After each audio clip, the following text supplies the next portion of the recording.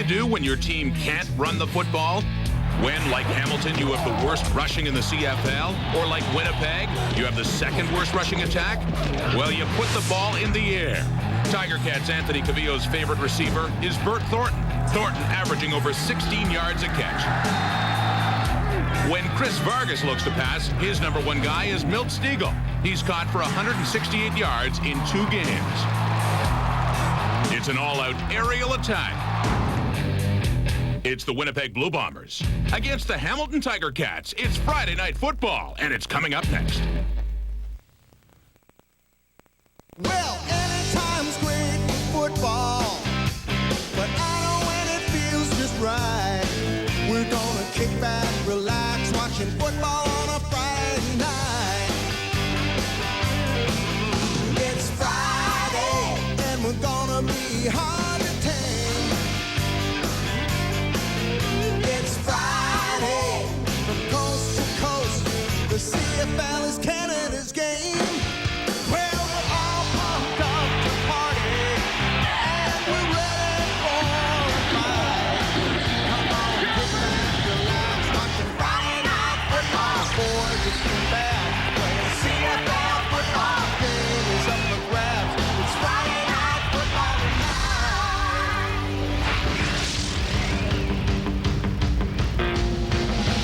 Live from Ivor Wynne Stadium in Hamilton, it's the Winnipeg Blue Bombers, the Hamilton Tiger Cats, on Friday Night Football.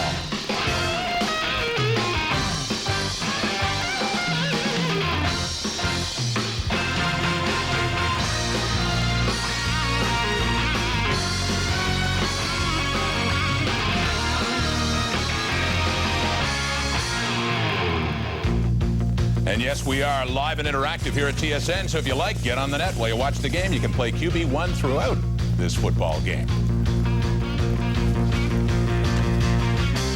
Again, everyone, welcome to another edition of Friday Night Football here on TSN. I'm Rod Smith. Tonight, 2 teams really in need of their first wins of the season. It's the Ticats and the Winnipeg Blue Bombers who lost their opening games this season to both the Montreal Alouettes and the Toronto Argonauts. Glad you could tune in. You know, my friends, the coach, Bob Obilovich, Les Brown, and Marty York of the Globe and Mail. You know, both of these football teams looked better last week, certainly than they did in week 1, but they don't have the win to show for it yet, and both have some concerns to deal with. For the Ticats, of course, it's getting more consistency on offense. With their thoughts, let's head to Ivor Wynne Stadium now and join John Wells, Leif Pettersson, and David Archer. Rod, the Ticats and Blue Bombers, 2 teams without a victory, try and find a way tonight. And for Hamilton, it seems rather simple, David Archer. Somehow Anthony Cavillo has to find a way to score some points before the 4th quarter. He really does, and I think it all comes down to just having him relax. I think that there's a lot of pressure on him. I think that he realizes that really the team is riding on his shoulders. And I think he just needs to relax, just distribute the football and do the things that he needs to do to allow the team to rally around him. You know, Dave, what I really find interesting about this game tonight, I know it's only week 3 of the season, but both teams are looking for their first victory. And, you know, you come out of training camp and you think, we've got a pretty good team. Well, now all of a sudden you're 0-2. Somebody after tonight's going to think, hey, we're on the right track. We got our first win. For the other team, it may be back to the drawing board. And 0-3 is not going to be a lot of fun. Ironically, both these teams have had their opening losses this season against Montreal and Toronto. And to the loser of this one in Hamilton tonight, it's going to be a long way from the top of the heap in the CFL East Division. Rod? Okay, thank you, John. And yes, for both of these clubs, it's becoming a more distant memory since the last time they won the Grey Cup. We've got a guy here, and it's not Marty York, who has rings from each team's last Grey Cup victory. I've got a nice pen, though. Yes, you do. Les Brown, though, with the 1986 ring for the Hamilton Tiger Cats, also the Winnipeg Blue Bombers in 1990. Remembers those good days for both teams and loves to talk about defense. Yeah, well, you kissed the rings, Les. Very nice. Tell me about the Ticats defense. I know you can appreciate that and how well they played against Doug Flutie and the Argos last week. I was really impressed with Hamilton's defense last week against Doug Flutie and the Argos. They controlled him like you can't stop Doug. You can only control him, and that's what Hamilton did. The front 7 is a much improved front 7 than last year. You know, with the addition or the change of Joe Munford moving from linebacker to rush in, and he has been solid there. You know, has helped Jermaine Younger to get on the field at the same time, and he's playing really well in that defensive linebacking core for them. I think they have one of the best front 7s in the CFL today. Either though, Coach might disagree with me about that because we have different opinions all the time, but I think they are. The only question mark I have about Hamilton is their secondary. Their secondary has allowed 70% of the passes to be completed on them, and I think, though, that might change, though, because they got Aaron Ruffin back there with them, and I think that's going to help them out a lot. Well, Obi, when we talk about the Winnipeg Blue Bombers, I remember 2 weeks ago in Friday Night Football mentioning the fact that there are 18 new starters in that Bombers lineup and 10 on defense. It's going to take some time for that team to gel. Well, you're right, Rod, and interestingly enough, they started the season out with 22 out of the 36 being new players on their team, and interestingly for this game, they're the same group starting for the third straight week in a row, so I think you're going to see Winnipeg gel a little more tonight on both sides of the line of scrimmage. Another area that I'm looking forward tonight, there's been some disappointment, I think, in the return game with the likes of Kenny Willite for Hamilton, and Shalom Baker hasn't done it for Winnipeg, not the way they have in the past. So I think one of those two guys is going to break out tonight and make some big plays. And with Aaron Ruffin there, who used to do a great job for Saskatchewan, look for the return game to be exciting tonight. Well, our Marty York started off at 4-0, and since, hey, Marty, you're slipping back to 5-3 now. Thanks for mentioning that. Well, getting a little closer to the 500 record, but I noticed your tie tonight, and of course, your usual sartorial splendor, sporting Tiger Cats, if you want to call it that, on your tie. Is that an indication of how you're leaning tonight? Well, actually not. If you noticed, you may have noticed the jacket is blue. So Las Vegas is favoring the Tiger Cats by 3.5 points tonight, and I don't think that the Tiger Cats deserve to be favored over anybody. This is a team in trouble. They're a mess offensively. Don Southern's job as head coach is already on the line. Yes, Les, you're right. The Tiger Cats have played well defensively, but the Bombers haven't played poorly offensively. They've allowed the fewest sacks in the CFL. And Chris Vargas is the only starting quarterback in the league who hasn't allowed an interception. So I'm saying take the underdogs tonight and get the points. Marty, I don't care if he hasn't thrown not one interception. They're still 0-2. One of these teams will pick up. Tiger Cats. One of these teams will get win number 1 of the season. The other one will fall to 0-3. Opening kickoff from Ivor Wynn when we come back.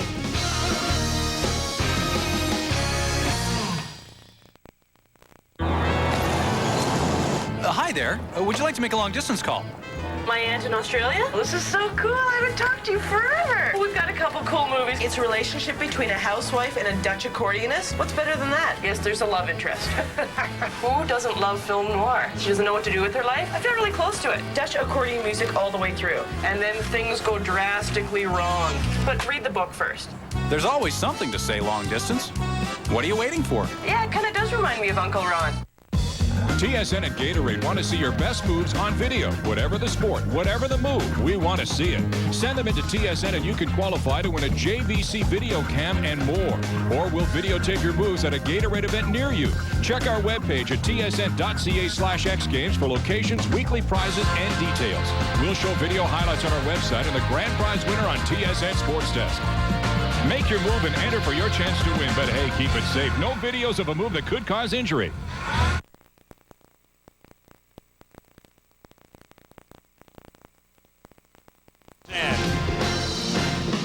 Hot and sticky at Ivor Wynn and Hamilton. Both coaches are feeling a little heat after losing the first 2 games of 1997.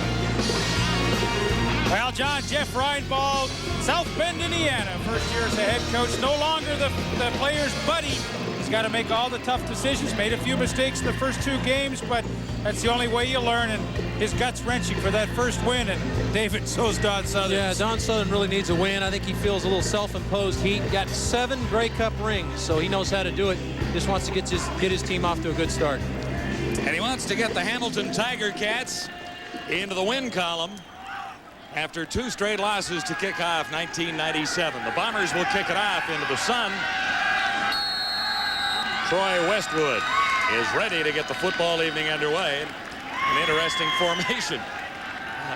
Uncovered by Jeff Reinbold here. Bouncing down to the newcomer Anderson for the Tiger Cats. And he slides across the 35 to the 37. Penalty marker down on the first play.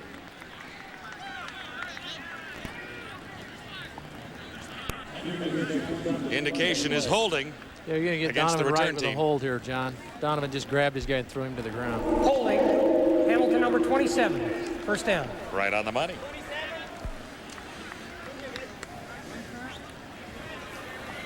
Anthony Cavillo still looking to find his form.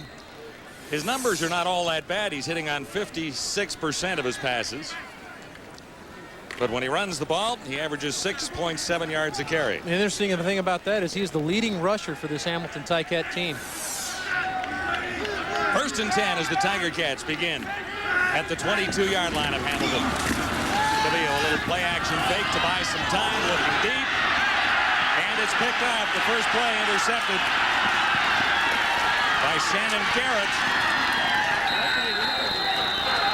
And he just reached out over his shoulders and dragged that one in.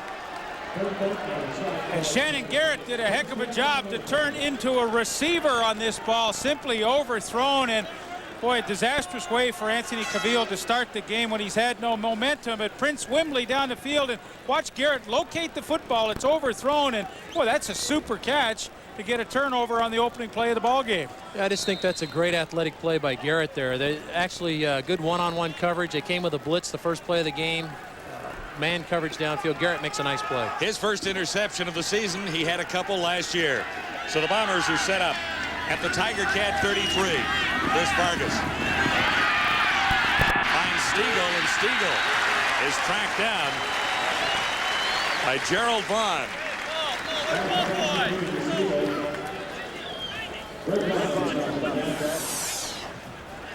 Chris Vargas making his 3rd start as a Blue Bomber.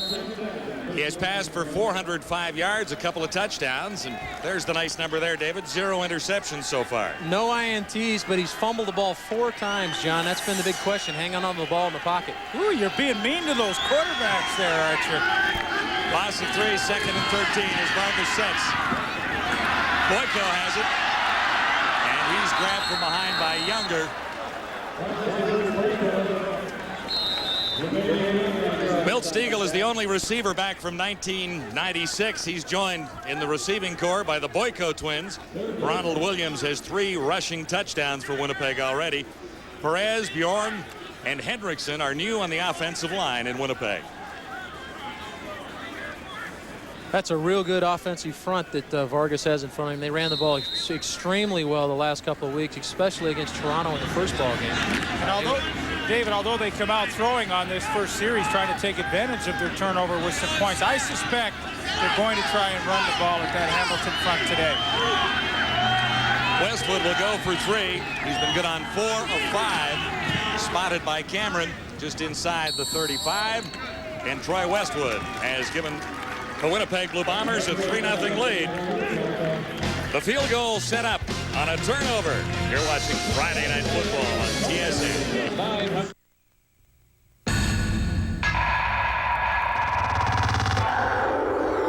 Donovan Bailey loves the 100. The Maple Leaf 100% all-meat Frankfurter.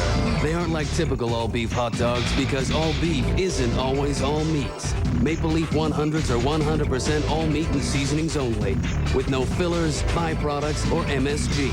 Donovan knows the 100 is the only one that counts. Maple Leaf 100, because all beef isn't always all meat. Huh? Did you know there's an oil filter that not only cleans your oil, but actually contains an engine additive? It's the Fram Double Guard with DuPont Teflon already in it. Can I get another filter, please? As I was saying, this Fram Double Guard filter not only cleans your oil better than most leading brands, it already has DuPont Teflon inside of it. Can I get some rubber gloves, please?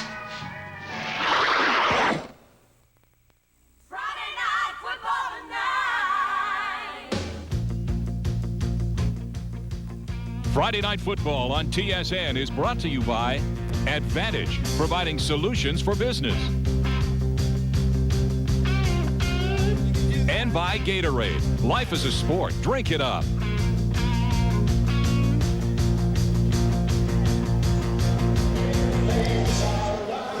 Anthony Cavillo on the sideline, still looking for answers. An early interception leads to a Winnipeg field goal. Well, certainly not the start Anthony wanted to get off to. I think that it was a situation where he had man coverage and threw the ball, hoping that one of his players would come up with it, Prince Wimbley in this case, and it didn't come up with it. So hey, you just got to relax, John, go out and not worry about the defense. Came in, did their job, essentially came in and shut them down, gave up just 3 points. Ready for a Winnipeg kickoff.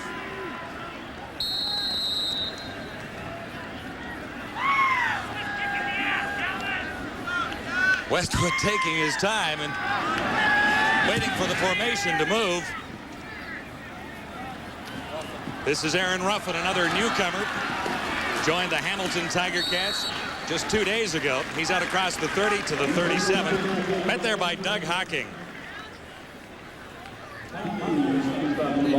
Cavillo has passed for 469 yards so far. Here's who he's got to throw to: Bert Thornton, Nashonde Smith outside, Mike Morreale and Prince Wembley inside, and in the backfield, Marcus Thomas and Archie Amerson. A veteran offensive line with only one real new face up there, Peter Shorts.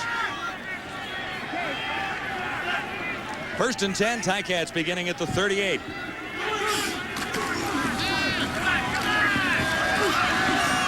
Cavillo had success running in the latter stages against Toronto last week.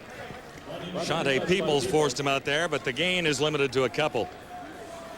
And that's one thing I think Cavillo's going to do. You know, David Archer talked earlier tonight about patience with Anthony Cavillo, but patience sometimes is not throwing footballs and running when you have the opportunity. Now, he only got a couple of yards there, but he's not a bad runner. I think he's a better runner than most people think, and I think patience means you run sometimes and you don't force footballs in there, and I think he can do it. 2nd and 8. Cavillo has Gregg.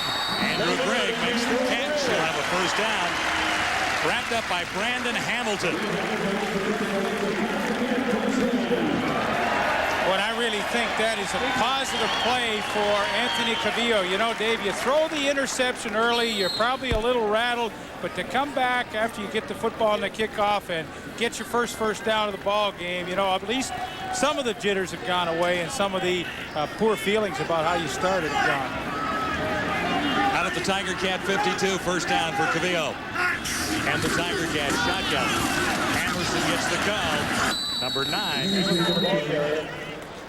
And Greg Battle, the Blue Bomber veteran, back in blue and gold for the first time in a couple of years, in on the tackle.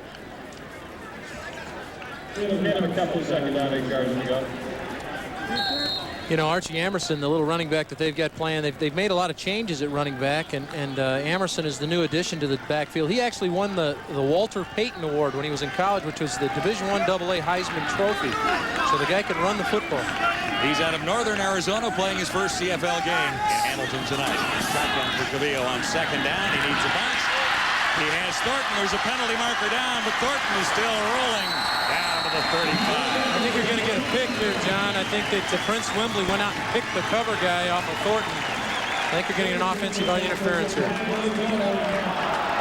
It would have been a 20-yard gain. No, Wembley was called for illegal motion, I believe. Procedure, Hamilton number 18. Repeat 2nd down. Mike Morreale got a jump start that time, and that will nullify a 20-yard gain. Nice-looking play. Yeah, it really was, and that's tough. You know, just when you not had a great start, you come down, you make a first down, then you get a good completion to your go-to guy, Bert Thornton. I mean, this hurt Hamilton a week ago against Toronto. Some silly penalties, stopped drives, and gave Argonauts good field position. Now, another big penalty early. And Cavillo is staring at 2nd and 12. Stands in. That one is batted high. And a marker down right on the line. There's a flag on the play.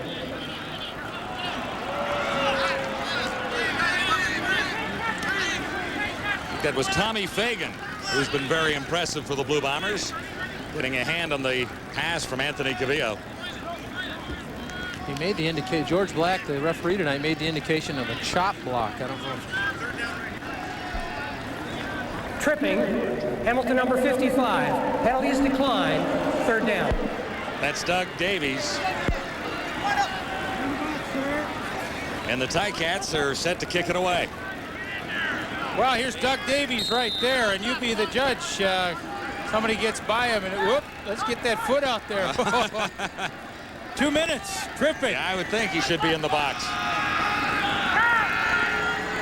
Osbaldiston at his 35. And the block is on. The Bombers have it. racing toward the end zone is Kelsey Perrin.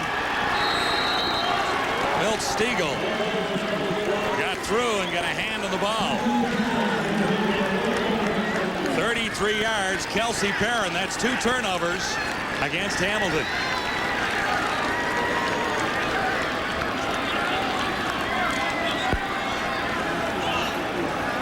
Well, this just seems like sloppy play on the part of Hamilton. They've started off with the interception, and now on special teams, they let 5 guys come clean right up through the middle, and somebody had to block it because there were 5 there to block it. Well, they just went to an overload right up in there and watched Stiegel come free. A little juke on the up back, and 27 Donovan Wright absolutely flagged him as he went by, and Winnipeg gets the early touchdown. Second time they've scored points on a turnover.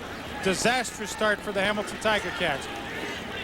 Kelsey Perrin, 33 yards for the touchdown after the Stiegel block, and the Bombers are on top by 10 early. It's Friday Night Football live from Hamilton. Play Safeway's all-new $1 million touchdown to win for your chance to win $1 million or other fabulous trips and prizes. If your name appears, it means you could win $1 million if any CFL player returns 2 punts for touchdowns in today's game. $1 million touchdown to win at Safeway Food and Drug.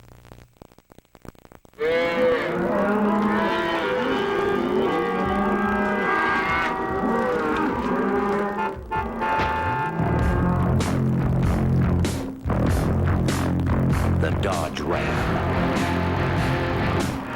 It's got a lot of room on the inside and a grill that gives you a whole lot of room on the outside. What you're about to see is very graphic. The following may cause your mouth to water. Some scenes will shock you. Anyone with an empty stomach should leave the room now. What is it?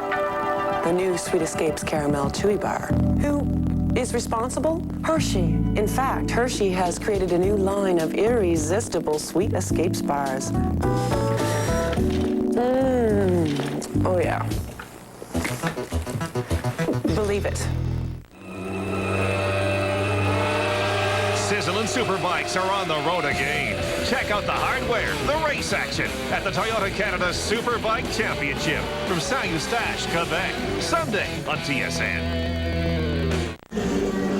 Bombers lead 10-0 early, and Milt Stiegel a big part of the reason. Well, he did a nice job to get the block on the kick, but really, you know, who makes the mistake is Donovan Wright, the up back. Watch him. He has to take the first guy that shows up the middle, and watch what happens. I mean, Stiegel just gives him a little juke, and he's gone. And I mean, you've got to block inside out. That's the rule. A guy coming up the middle, you take him first, and don't worry about the outside guy. And he just made a poor judgment on the play. Westwood's kickoff. Coming down to Aaron Ruffin. Good head of steam for Ruffin. He's out to the 40 and about the 43. Stopped by Kelsey Perrin. Ruffin over from the Saskatchewan Roughriders. And, John, they really needed him because Jason Kaiser was the nickelback, and he pulled a hamstring against Toronto a week ago. And Hamilton likes to use this in 3-man rush situations, so they were lucky enough to get Ruffin in. He's a good kick returner, which they needed as well. So he was a pretty handy guy to pluck off the Saskatchewan Roughrider practice roster. Andrew Grigg, flank to the near side, 3 receivers to the far side, top of your screen. Anderson makes the catch. Nice toss over the middle by Anthony Cavillo. Wrapped up by Andrew Henry. And the defense that Anthony Cavillo will work against tonight is a 3-4 alignment. You see Colin Scrivener, Ty Rogers, and Tommy Fagan up front, and 11-year veteran Greg Battle anchors a pretty active linebacking core. And this secondary, they've taken some criticism early. The 5 of them are terrific athletes. They just need time to play together, to learn how to bump some coverages, because they play a lot of man-to-man, but they are a good group. The numbers don't reflect it right now. 9-yard gain for Emerson. This is 2nd and 1. And Thomas is plenty for the first down. Cats Ticats on a bit of a roll. They're out across midfield. You know, David, I absolutely love the option play because somebody's going to make a mistake. Watch Peoples. As he closes down, all you do is throw the pitch outside, and he can't make the good play. You see, he hesitates, goes to the quarterback, and you're dead in the water. That's an easy way to pick up the first down. Tiger Cats now at the Bomber 52. First down. 3 receivers. Near side. Right into the hands and out again. Archie Emerson. And it bounced off his chest. Those are the kind of catches that you have to have as a quarterback. You put the ball on the money, and here's a guy that's struggling just a little bit. Anthony Calvillo trying to make some plays for his team, and he's standing in the pocket, makes a nice delivery, and let's face it, that's a ball he's got to catch. That extends. Now let me ask you. Say now. No, not what you say. Did you give him the look when he came back in the huddle? Like, you do that again, you're not going to see one for about 2 quarters. Well, he's a rookie, so you're going to slap him on the butt so you get it next time. But if he comes back missing another one, there's definitely a look you have for him. 2nd and 10, Cavillo using the shotgun. Standing in, looking deep. As Thornton couldn't make the catch, but there are flags all over the field. All right, you guys don't know who's getting the flag. Well, you know, to gain a little separation, I saw a push from Bert Thornton. Now, he caught a couple of nice ones like this a week ago against Toronto, and they're going to call the corner Nick Ferguson on the play. Looks like Prince Wembley is down over on the sideline there by the Hamilton bench. Forward pass interference. Winnipeg number 33. First down. It is Nick Ferguson. New to Winnipeg. 6 games in Saskatchewan last year. You know, here's another situation where if he catches the football, this flag is waved off and it's a touchdown. He just doesn't catch the. Anthony Calvillo makes a great throw into pressure in his face and makes a nice throw. And that's a good call because the left arm of Nick Ferguson was clearly impeding Bert Thornton as he went down the sidelines. An excellent call by the officials. Back to Prince Wembley. Hamilton is thin at receivers right now. They really don't list anybody other than Andrew Grigg as a backup receiver. This team is a little shy in that department right now. And they better have a little chat with Prince. Tell him, hey, 1 or 2 plays catch your breath, but we need you tonight. Net result, a 27-yard advance for the Tiger Cats. 5 receivers set. Cavillo stands in and looks for 6. Thornton, the intended receiver, he missed by about 5 yards. Ferguson was covering. Let's bring in Gino Retta. John Wembley was just grabbing the right hamstring right now. He's trying to say, no, it's okay, guys, but they call him off the field. And as Wembley's coming off now, trying to rest that right hamstring, on the field is Shonday Smith, who had missed a couple of offensive drives with a left knee injury. He hurt his left knee early in the first half of play. Had an ice pack on it for about 10 minutes. Now he's back in for the injured Wembley. And that's all complicated by the fact that Ted Long is out of the lineup for this one with a groin problem. Shonday Smith, just 2 receptions for 4 yards so far. Cavillo has Smith, and he's right on time inside the 10.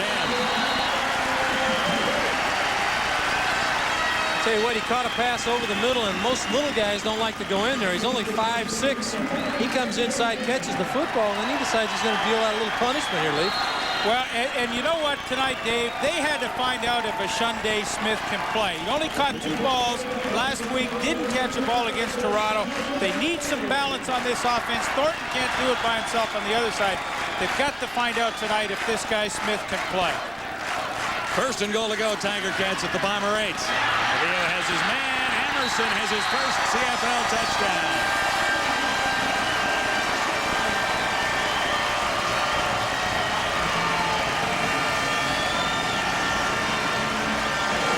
Some Tiger Cat points in the first half. This is just a little pick play that they run. Most every team has it where the outside receiver comes in and picks off the slot receiver's cover guy. The slot receiver this time was Archie Emerson, the young running back, and he's already shown his ability to catch the football out of the backfield. Here he catches one and then snakes it in for a touchdown. That's a great looking drive by Hamilton, and what a shot in the arm that's going to be for them. Ticats within 3.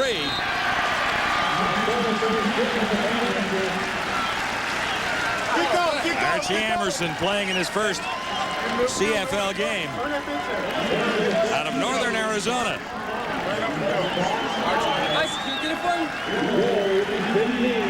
Well, Archie Emerson out to the left of your screen. David Archer called it perfectly. A pick from the wide receiver, and Greg Battle just couldn't get out on Emerson. He couldn't get close to him. You're going to see it right here. Watch Thornton. And Emerson just comes to the outside. That's pretty easy play. Here comes kind of just a little rub. See Thornton there? Not enough to draw any attention from the officials. Pretty heads-up play by the wide receiver. You know, I'll guarantee you, Cavillo on the bench went over to Thornton and said, nice job, because you created the opportunity for Archie Emerson to score a touchdown. And there were several guys that stepped up in that drive and made some catches. Now, there were a few balls dropped, but Cavillo didn't let it affect him.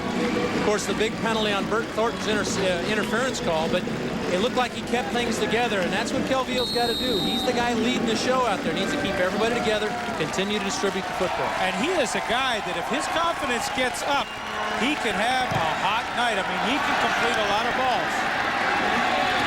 Dexter Dawson to return for Winnipeg.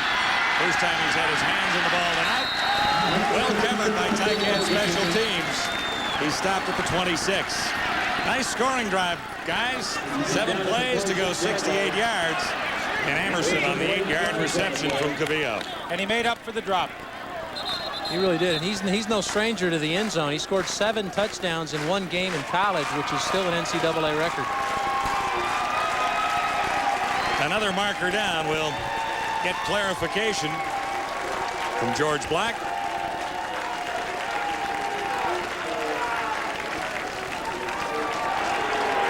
Somebody from Hamilton's disqualified, and Gonzalo Floyd, number 90, was into it with somebody at midfield, and it looked very, very harmless. And you know, I have to think that it's Floyd that's getting kicked out of the game, and he had a whale of a ball game against Toronto with his pass rush last week. My goodness, it looked very casual. In case I missed something, they were just kind of having a little pushing session at midfield. Maybe we can go back and see what happened here.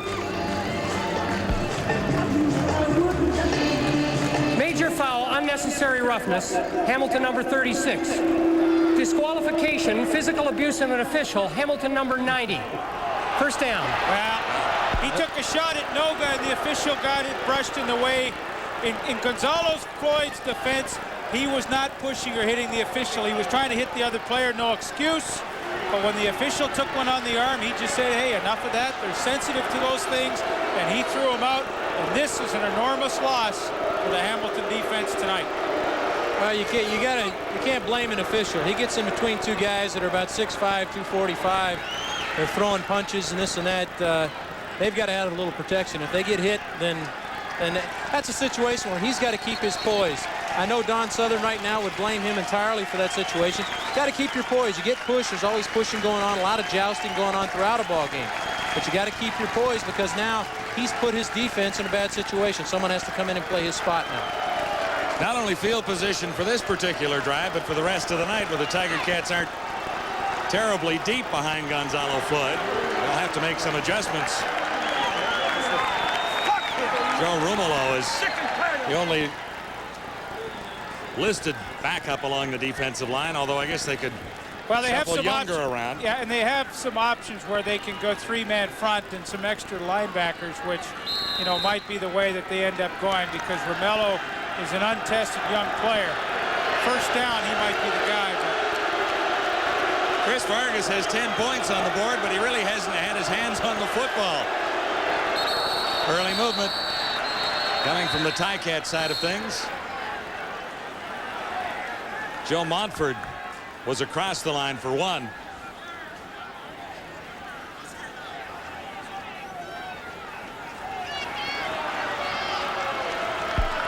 Offside, Hamilton number 53. Repeat, first down. You know what? Not only, Dave Archer, do they lose Floyd as a great pass rusher, which you didn't see a week ago, is they lose a secret weapon, because he caught a pass last week on short yardage. I think that's the least of his talents. So this hurts the offense, as too. well as the defense. Absolutely. Bombers looking at 1st and 5. Vargas for Baker. He'll get the first down. Nifty little bit of running after he made the catch. And Philbrick finally put him down with Calvin Tiggle in the area as well. These are the kind of things they need to do with Shalon Baker. Shalon has a great ability to run in the space. He's a great punt returner. Get him out, get some people in front of him, let him do his magic. He's a little guy, very elusive, tough to hang on to. Not off to the start that he would have liked to started here in '97, but the season is young. And everyone remembers the rookie year when he caught passes for 1,156 yards for the Eskimos. On first down, they get it to Baker again. And he squirts through for a couple as Baker slips around from his wideout position and takes a handoff in the backfield. John and Dave, we talked about the adjustment that the Ticats would have to make with Gonzalo Floyd now out of the ballgame. They've chosen to go to a three-man front, so they bring Donovan Wright in. Now, he is kind of a linebacker, defensive back type, so to Winnipeg's credit, hey, they decide to test him right off the bat, and they run a lead play at him, and that's not a bad job. So if they're going to stay in that alignment, Donovan Wright better get that chin strap ready, because they're going to try and run right at him. Gain of 2, 2nd and 8, Blue Bombers. The Hamilton 29. Vargas throws into the middle, almost picked out. He was looking for Stiegel, and Gerald Bond had a chance. Well, there was no disguise defensively on this play. Hamilton lined up with no free safety in the middle of the field, and we're coming after him all the way.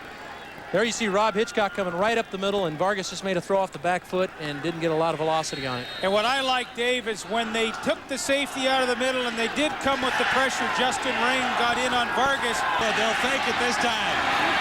And Bombers come up with a first down. Greg Battle making the catch on the far side of the field.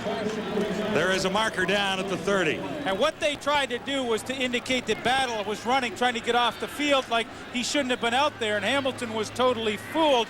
Now, I don't know how the officials are going to call this, but what a trick play that was on Hamilton. They had no idea. We have no infraction on the play. First down. You see, the officials thought that there was too many men and Battle was trying to get off the field. So here in the backfield, here he is right here, and they're saying, hey, get off the field, get off the field.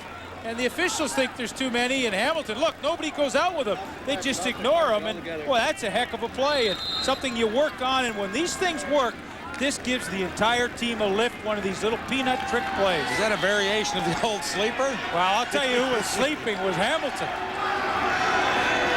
Bombers 1st and 10 at the Ticat 12 as a result. Williams stumbled as he took the handoff, but still grabbed a couple of yards. Ronald Williams, first-year runner in Winnipeg, spent a little time in BC. David, tell me, when teams practice this and one of these plays comes off in a game, doesn't it just lift everybody up? Yeah, this is a huge play, and this is a play that never works in practice. You work on it, and everybody knows what's going on, but it seems to come off perfect in the ball game. Great execution. And Jeff Reinbold's the kind of coach that has the guts to call it. And it was the Canadian rifle, Bob Cameron, throwing it. Absolutely. Acadia quarterback.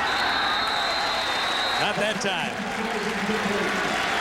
And you know John what? Baker, the intended receiver. Carter with the coverage. And Carter is one of the best cover guys in the league. The players know it. The officials know it. And he maybe gets a little extra respect. Because at the top of your screen, he gets away with a lot of hand fighting and fighting through to the football, and maybe some other corners would have got called for interference, but they give him a little more respect, kind of like a Deion Sanders type. Ooh, you compared him to Deion Sanders, we'll never. Feel the rush. Get in the game.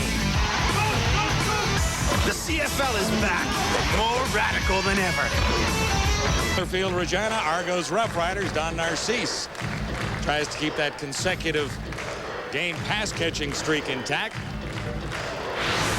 He's at 164. Moon over Ivor win. Anybody write a song about that? Likely not.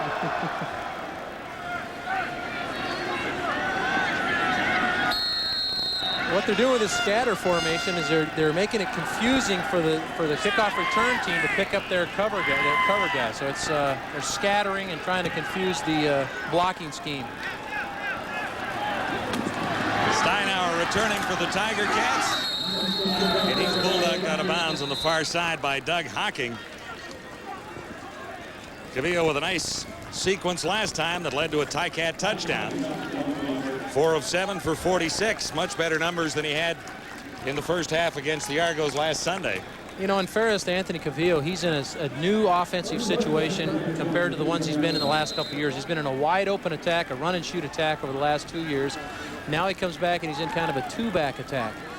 Very difficult to adjust to a different style of offense, and he's doing a good job in this ballgame. And not to mention all the new receivers that he has in this lineup. Procedure call likely here is Thomas escaping, but Marker's down. And again, these mental mistakes are just killing Hamilton. Andrew Grigg just totally ignored the snap count. Second time he's had a legal procedure. I mean, he was 5 yards Procedure. downfield. Hamilton number 89. There's nothing. Repeat first down. I mean, goodness gracious, as a wide receiver, if you forget the snap count, the rule is look inside and just watch the football. Well, there's nothing more irritating to a coach, let alone a quarterback, than for a wide receiver to be offsides who's lined up 45 yards from a running play, and he's not even going to be a part of it. It'll be 1st and 15, and the Tiger Cats now have 7 penalties, costing 65 yards. That didn't fool anyone as Marcus Thomas is wrapped up right in the Tiger Cat backfield.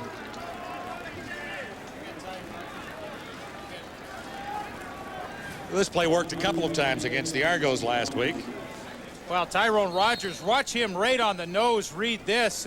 He is right there on the draw. It doesn't fool him at all. Swim technique over Doug Davies to center. And the running back, Marcus Thomas, absolutely has no chance. I mean, they watched the film this week, and they were ready for that play. Now 2nd and 17. Cavillo looks to take off, and there's lots of running room available. He'll have the first down. Took a pretty good hit to Brandon Hamilton. But Cavillo has a first down for the Tiger Cats. Perfect situation, Dave, to run as a quarterback when you see what happens downfield. Pure man coverage downfield, and of course there's no cover guy for the quarterback. Calvillo recognizes that, pulls it down, and nothing but daylight. Defensive backs are running with their back to you. I think Anthony might want to get down right there and slide. That's where you get the feet down first and slide a little bit. Here's Gino. John, you guys were just talking about that the Bombers are now using the swim technique. Just a few minutes ago, Jeff Reinbold, of course, their head coach, who his defense is his first love, brought his defensive lineman aside and said, guys, let's start using that swim technique in there. When they're in the shotgun, blow by these guys. You know they're not going to run the ball. Well, obviously, it just hurt them there because they blew right by. Cavillo saw the hole and went for it. The one downside of using that swim technique and getting so aggressive on the shotgun is you leave yourself susceptible to the run. Well, Cavillo had a good fourth quarter against the Argonauts when he ran a little bit last week. You mentioned earlier that he is the leading rusher on this Hamilton team. Right knee. Yeah, to the left of your screen, here's Tommy Fagan, and if you have a weak stomach, I suggest you turn away because he's going to get his knee hyperextended when his own player rolls over it right there, and that is not a pretty sight. And we just hope that it's just worse than it appears, or it's worse than it's going to be for Tommy Fagan, but I don't like the look of that, the way he's leaving the field. The best thing about it is it looks like he's putting a little pressure on the leg, and obviously we were on a hedge on the injury, but the hyperextension, that's a tough situation. Hopefully he's got some flexibility there. Before the injury timeout, Anthony Cavillo carried for a first down. Anderson on the option. And Battle led the Blue Bomber tacklers that time. Well, Los Angeles, doesn't he? Well, you know, after 11 years, it's so much fun to watch the enthusiasm that he plays with. And, you know, again, they try to run the option. They had success early, but here's Battle, and just watch. I mean, he comes like he's shot out of a cannon. Reads option right away. The feet are moving, and he knows he's going to get help on the quarterback, so he just goes directly for the pitch man. Still great against the run. Greg Battle, who started his career in Winnipeg. Second down. Cavillo has Thomas, but he needed a bunch of yards. 2nd and 13, and Shante Peoples wrapped him up on the final play of the opening quarter. Pretty good ball game brewing in Hamilton. Lots more ahead. Hamilton Pretty pictures from Iverwin Stadium with the Bombers on top by 6 at 13-7, and Paul Osbaldiston ready to punt on third down from his 40. Yeah, I'm going to watch Donovan Wright, the up back, see if he picks out the right guy. One was blocked earlier, and it cost Hamilton a touchdown. Shalon Baker returning for Winnipeg. Looks to the outside. No way. 46-yard punt. Marker down near the 20. Ticats with 6 first downs compared to 2 for the Blue Bombers. Turnover's a big part of the story, and sometimes time of possession, Dave, doesn't mean everything to you. Winnipeg number 88. Not necessarily. First down. This is a situation where, go ahead, Leaf. Well, I was just going to say, how about that? I mean, you're leading 13-7 and you only have 34 yards of offense. Tells you turnovers were the big factor in that quarter. Well, what it does say, though, is the way that Anthony Calvillo is conducting his offense. They've had the ball for almost 11 minutes, means he's taking care of the ball, moving it down the field, had the 1 interception. So you're saying this should all equal out sooner or later? Yes, it will. All right. I just wanted to establish that. Penalty on the return against Graham of Winnipeg, and more flags down as Vargas tries to get the offense rolling out there. And we asked George Black before the game tonight to have a quick one. He didn't listen. Offside, Hamilton number 53. Repeat first down. Well, this is the second time Montfort's been called for offside, but we saw this 2 weeks ago when we did the Toronto-Winnipeg game, and Vargas was pulling Toronto's defenders off with the staggered count, the hard count. Boy, 2 counts and then a delay and then the hard count. He's pulling people offside. 1st and 5 for Winnipeg now. Ronald Williams has better than 5 yards. And I guess Brett McNeil. Sorry, John. I guess when you look at this situation, too, where you had Winnipeg backed up to their own 8-9 yard line, you have an enormous opportunity to pin them deep in their own territory. And for Urban Bowman, the defensive coordinator for Hamilton, I mean, little silly penalties that drive you nuts. Winnipeg able to keep it on the ground, get a first down, and now they have some breathing room. Out at the 20 with a first down, Winnipeg. Ronald Williams nailed in the backfield. One of the subtle changes Hamilton made to their lineup this week was to bring Jermaine Younger back into the lineup and replace Frank West at the linebacking spot because they felt like Winnipeg was going to try and run the ball more, so they needed more beef at linebacker. Well, Younger fits that bill. He shoots the gap, and he's right in on Williams, so they're getting what they want early from that change in personnel. That makes this 2nd and 13 for Vargas. He has Stiegel, and that'll be a Winnipeg first down out across the 35. Grabbed by Gerald Vaughn. Stiegel, the only receiver back among the Blue Bomber starters this year. Gerald Vaughn, a very physical defensive back, likes to get a hit on you. He's just forcing him to the inside, but there was no help, and a good catch by Stiegel. We watched him in the warm-up. He dropped about 8 balls in a row, and I said, boy, is he in for a rough night, but now he comes out and makes a nice catch. Baker to the near side with 2 other receivers. Vargas rolling to his right. Looking for Boyko. That's Alan Boyko. And Wilhite was there covering number 26 for the Tiger Cats. A near interception by Kenny Wilhite, and this is Kenny's strength. Kenny does a great job of anticipating the break angle to intercept the pass. Vargas does a good job of a good play fake, sucks everybody inside, including Montfort. Gets to the outside. Now watch Wilhite wait to the last minute and then break inside. Kenny has a knack for that. There's certain defensive backs. Eric Potter has that. Kenny felt like he should have come up with that, but all DBs are frustrated receivers. They can't catch them. They do have terrible hands as a group, don't they? 2nd and 10. Vargas under the cover. What a great catch. Stiegel across the 50-yard line. And Milt Stiegel stretched out and grabbed that one, but it may come back.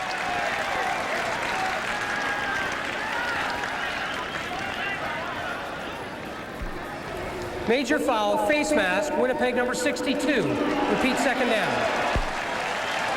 I don't know what it is about 2 teams that struggle. These 2 teams have been struggling a little bit to start off the season. It seems like the referees find more penalties in these situations. You know, Toronto were playing in this game. They don't seem to find as many penalties, although they did in the first week. But This is a situation where it just seems you get something going. I thought that was Vargas's best throw of the game. Threaded the needle just past West for the completion to Stiegel. Stiegel makes a nice catch, but call back. And you look at the net loss. I mean, you have the infraction and the catch. I mean, you're talking 35 yards. Chris Perez will be thinking about it for a while as the Bombers now face 2nd and 25. Vargas throwing on the run, far side. No catch. Ted Alford was the intended receiver.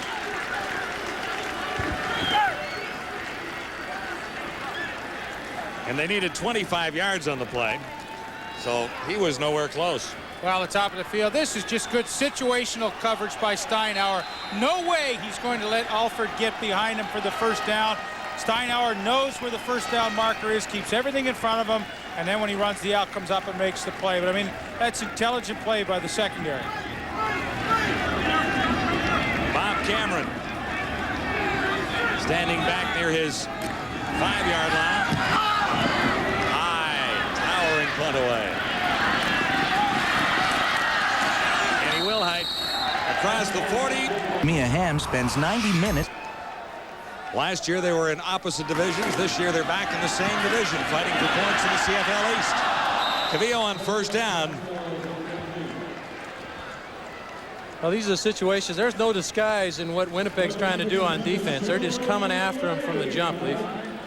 Well, they really are, and I think Cavillo knows it. I mean, you've got 7 guys coming on this pass rush, 8 guys coming, and Cavillo sees it. He's willing to take the hit to try and make the strike, but you are going to get some opportunities against this defense. You just got to hit a few. Greg Battle coming, puts the hit. Andrew Henry, everybody. But sooner or later, Hamilton's probably going to get a big play as a result of this. Cavillo missed Smith this time for Thornton. And he's very close to a first down. Shannon Garrett wrapped him up. We'll see where they spot the ball. What do you think, about a yard? He's short. He's definitely short. It's no secret to me that Hamilton has watched Winnipeg on film. They've diagnosed that defense, that it's going to be a lot of man-to-man, a lot of blitz. And they have run a whole lot of rub and pick routes here in the first half. And that's a great guy. But, you know, Bert Thornton just makes a super play. 4 for 93 yards against the Argos last week. 3rd down. Less than a yard to go for the Tiger Cats. Cavillo himself. No markers down. Tiger Cats will advance the ball. First down, Tiger Cats. Looked like they got a bit of an early surge there, but as long as everybody's going at the same time, John, they're not going to call that. Had a nice straight formation. That's right. You know, I'm a bit surprised, Leaf, that we haven't seen from the Toronto game 2 weeks ago how successful Toronto was with the crossing route. We haven't seen any of that, the short underneath crossing route from Cavillo. That's funny. They would have had to put that in because it's really not part of Hamilton's system. But I agree, it's a great plays against Winnipeg. Cavillo escaping. And he had to step out of bounds. Wayne Knight pushed him, and Rogers chased him out. Fans are a little upset that maybe there was a little extra force used along the line. Well, and look at all the folks again coming for Winnipeg, right up the middle. Big pressure. Ty Rogers, rather. Went into the wall here. He was still within the white stripes. 2nd down, about 14 yards to go. I still think that they need to use that short crossing route. The linebackers are vacating. There's a huge hole in there they could really exploit. I agree, but it's something that they haven't shown in their offense this year, and I don't think they have it in their package this week. 2nd and 14. Cavillo flushed out again and dragged down from behind near the 50. George Noga was there that time. And George Noga, converted linebacker to really essentially the rush end in this 3-4 alignment. He is at the top of the screen, and this is a good, solid pass rush. He's come close about 3 plays in a row, and finally he cuts underneath Pete Shorts. A good spin move to the inside, and he gets the sack on Calvillo. That's a nice speed move to spin to the inside, get the tackle going one way, and George Noga, in a short period of time, looks like he's turned into a pretty good rush end. Osbaldiston will punt to Shalon Baker.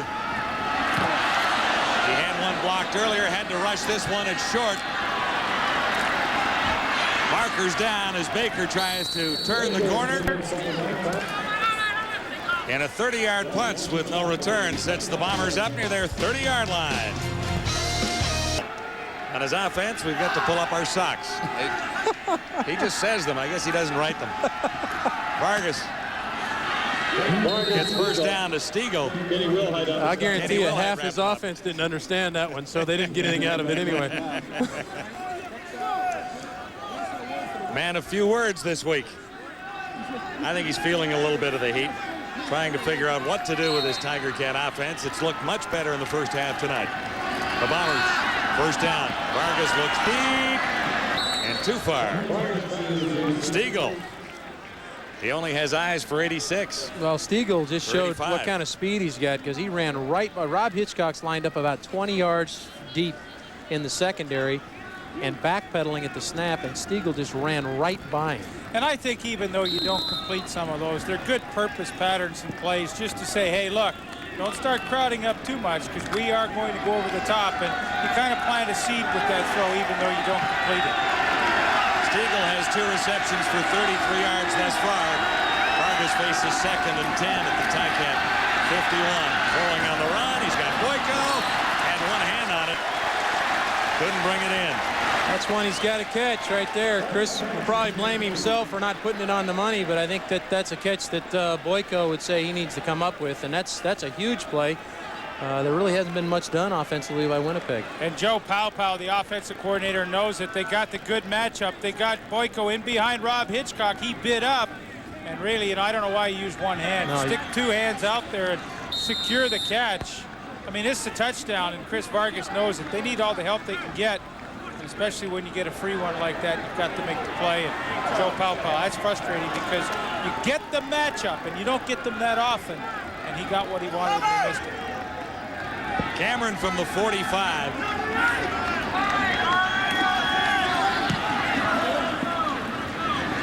Nice kick by Cameron. There'll be no return on the far side of the field.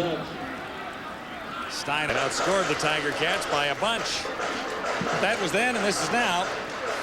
And there's not a whole lot of players on this team other than Bob Cameron and Troy Westwood that probably remember that. Cameron has been around forever.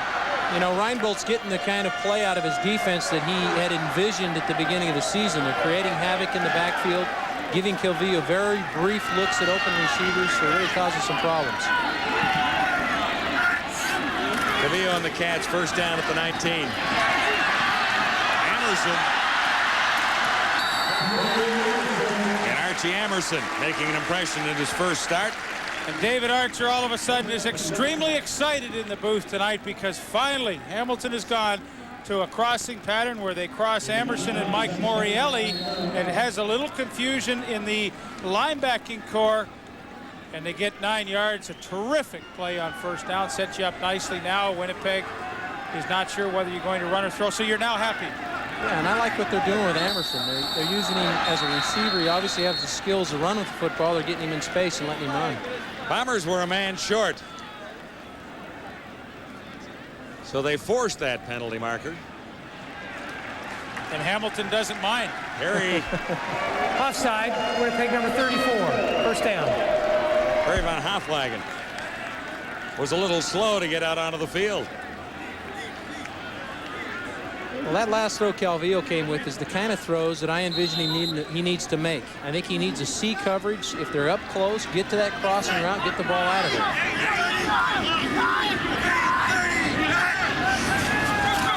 First down, Calvillo. Pumped once and twice, but there was a flag already down in the backfield. A procedure call here. Let's count up the penalties, George Hootie, and see how many we have. I think the battery just wore out in his calculator. Procedure, Hamilton number 64. You know, I know you got to call them, and when they're evident like that, you have to. But boy, does it slow the game down. It does slow the game down, but I think that it really gets to the ire of the two head coaches. And these two coaches are sticklers for doing things the right way, and penalties are not doing things the right way.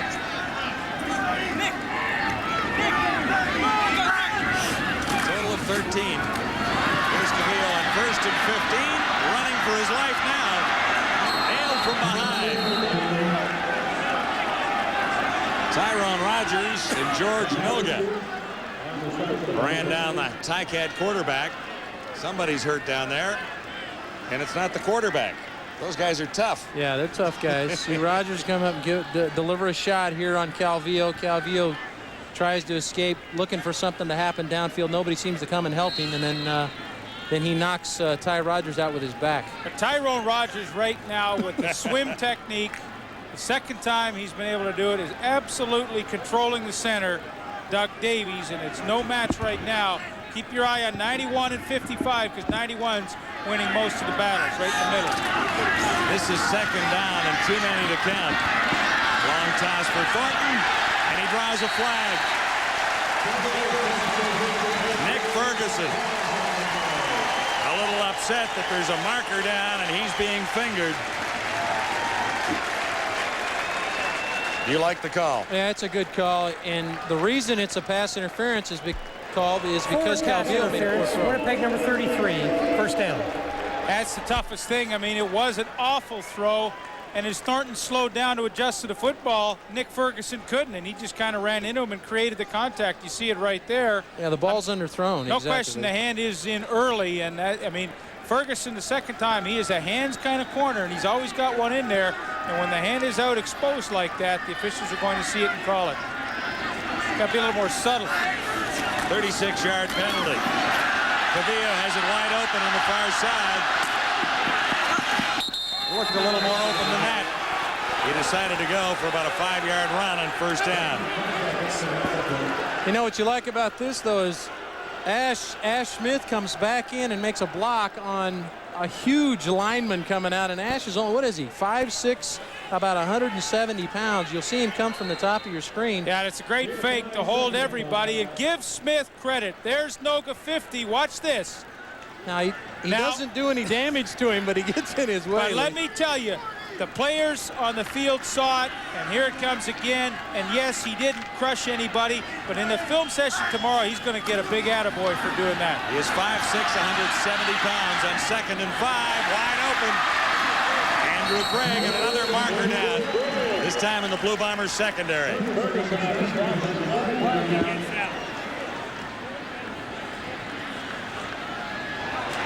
Penalty against the Bombers.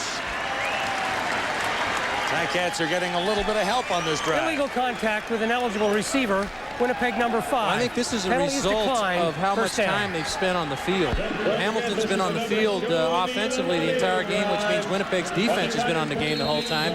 And I think they're wearing down a little bit. They're pretty aggressive. They run around the field, and that time we didn't have much of a pass rush, Leaf, that time, and allowed him Grigg to get open. Well, Winnipeg has made some changes on defense. They brought Dexter Dawson, number 5, in, who was called, and they've gone to the nickelback system, so they're not rushing as many. On first down, another marker. Thomas, number 33, Marcus Thomas, made the catch.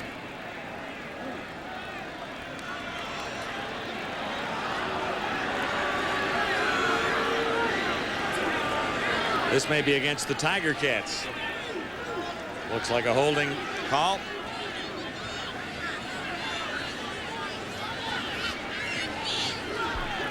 Holding, Hamilton number 25. Repeat first down. That's on Lee Knight. Well, again, this game is just deteriorating with all these silly mistakes. Lee Knight at the bottom of your screen right there.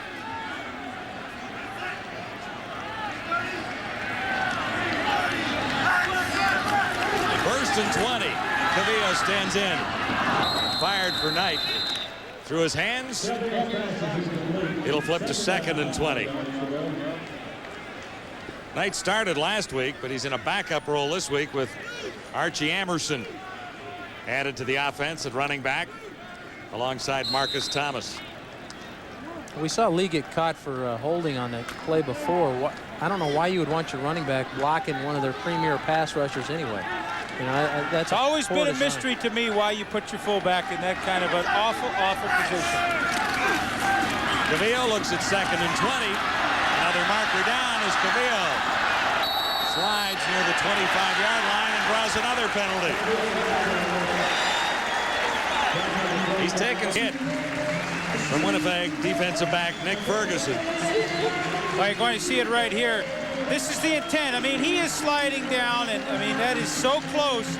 It's really tough to call what the intent was. Watch the head right here. Boom. I mean, it just bounces off the turf. And, you know, I think had Cavillo maybe indicated that he was going to hook slide just a fraction sooner, you know, players maybe would have eased off. No, serious. Did you see this now? He's not going to run over anybody. He's walking to the sidelines, guys, with a big-time headache, and somebody comes by and slaps him on the side of the helmet. Didn't see who did it. Just a hand snuck in there. Here's Mike Colley at quarterback for Hamilton. Thomas gets the call on first down.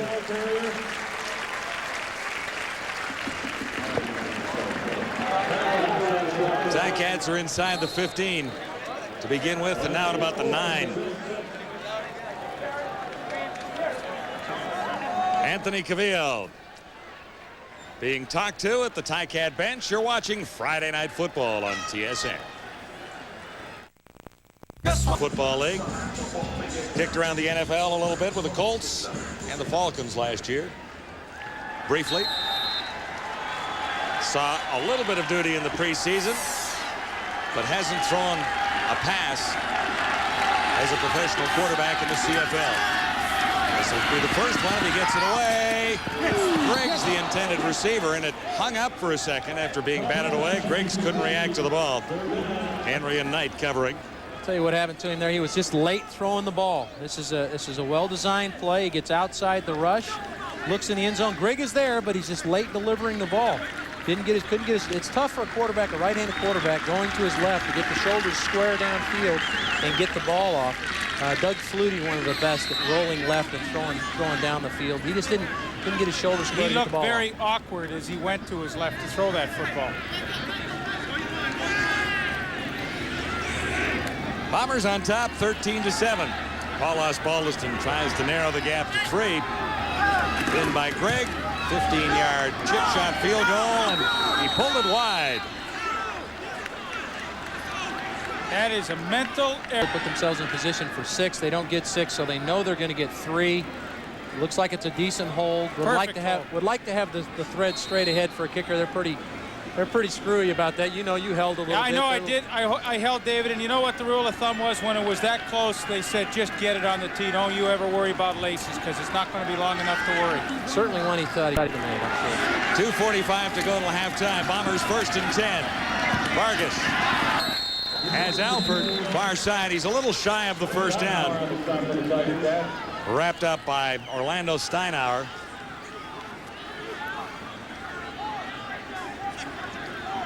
Second down, a yard to go. About a yard shy of a first down. Winnipeg on top, 13-8. Anthony Cavillo resting at the Tiger Cat bench after taking a hit and bashing his helmet into the turf. We'll get a medical report on his status as we progress. 2nd and 1, Ronald Williams. And he doesn't have it by much. It's a very generous spot there for him. I thought it was. Looked like Justin Ring had him in the backfield, and a little twist and turn by Ronnie Williams picked up that first down barely.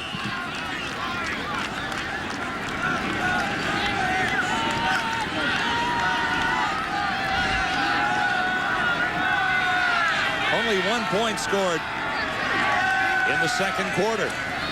Vargas first down.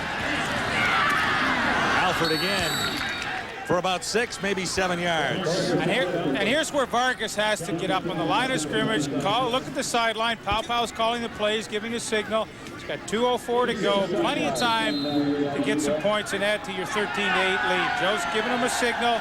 He's calling all the plays. Baker makes the catch. He'll have the first down. See, I don't like that situation, Leaf. I think that's a situation where you'd like to have your quarterback calling the shots. He's in the flow of the game. This is my favorite time of the game. I think this is when you see the Doug Flutie's, the Matt Dunnigans do some of the things that they did so terrific. They're making their own calls, adjusting the flow of the game. Bombers now at the Ticat 52. Vargas has a nice run going here. That was Milt Stiegel. Here's the signal coming in. Joe Pow sending in a little advice. First down, Winnipeg. What does that mean? Make your cake as quick as you can. Roll it. That means find the guy and throw it to him. I think you got to, as a quarterback, you have a feel for who's breathing hard on the other side of the ball. You see who's tired. Chris Vargas is too young for that, David. He needs help. Vargas seems to be doing all right here. Williams takes it sliding out of the backfield with 1:34 till halftime. You know what? In principle, Dave, I don't disagree with you at all. If it was an experienced quarterback like Flutie, David Archer, Damon Allen, Jeff Garcia, Chris Vargas at this stage, Joe Pow knows the plays that are best to call in these situations, and I don't disagree with this. I know what you're saying. You want to be the guy, and 2-minute drill is fun to run, but I think this is a different situation with Vargas in there. He's looking at 2nd and 2.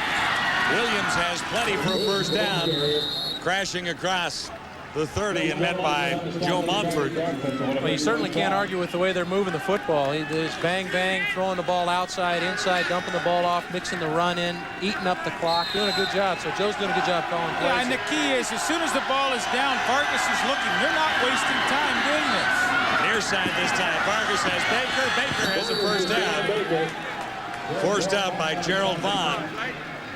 And you know what is happening is Pow's not telling him who to throw the ball to. He's distributing the ball extremely well. This is all Chris Vargas once the ball snapped. He's having to make the decisions on where the ball goes to certain receivers, and he's done a great job in this drive.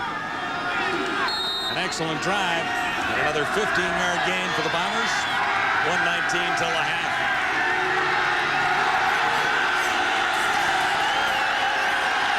Bombers with a first down. They're at the Hamilton 12-yard line. Vargas swings it to the back out of the backfield. That's Williams, and he's strung out. Face mask could be the call with flags coming down in that area.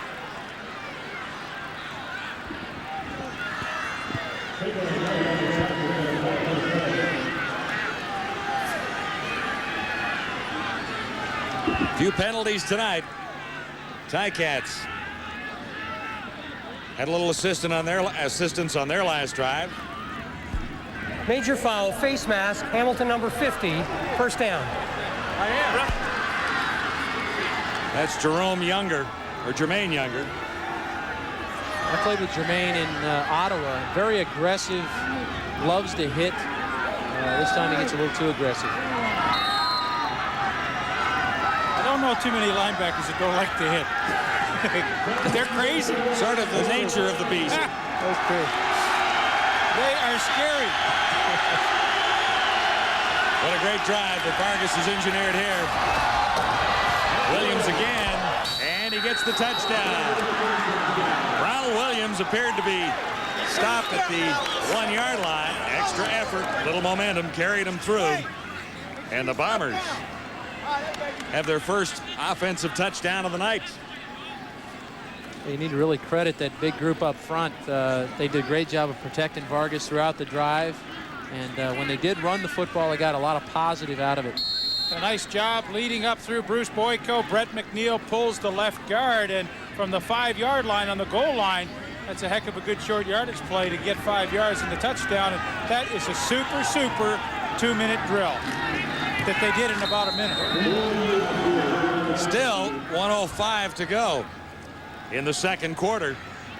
A very impressive drive, and running back. Bruce Boyko 14 comes, and Ron Williams hangs just enough to let the blocking form. Watch him hesitate right there. Now he accelerates up through the hole, takes on Rob Hitchcock on the goal line. You're going to have to run over somebody to get in there, and Hitchcock, a very strong 210-pounder, and Ronnie Williams did it and capped off a nice drive. You know, we saw Ronnie Williams do that 2 weeks ago against Toronto. I think he does a great job of what I call pressing the hole. It may not have developed yet, but he stays patient and allows his offensive lineman to create the crease. And then once he sees the crease, he's north and south. Really a strong runner within the tackle gap. And that's exactly what he did. I mean, at 5'10", 210 pounds, he's got the good upper body strength to do that. But what I like is he had the patience to let the play develop and then accelerate. Anthony Cavillo won't be on the field when the Tiger Cats get the ball back here.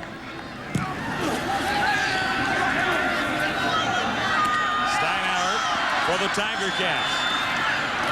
Less than a minute to go till halftime. To go 7. Colley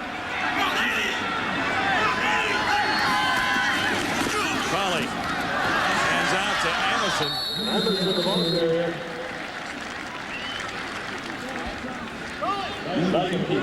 Gonzalo Floyd left the ball game early.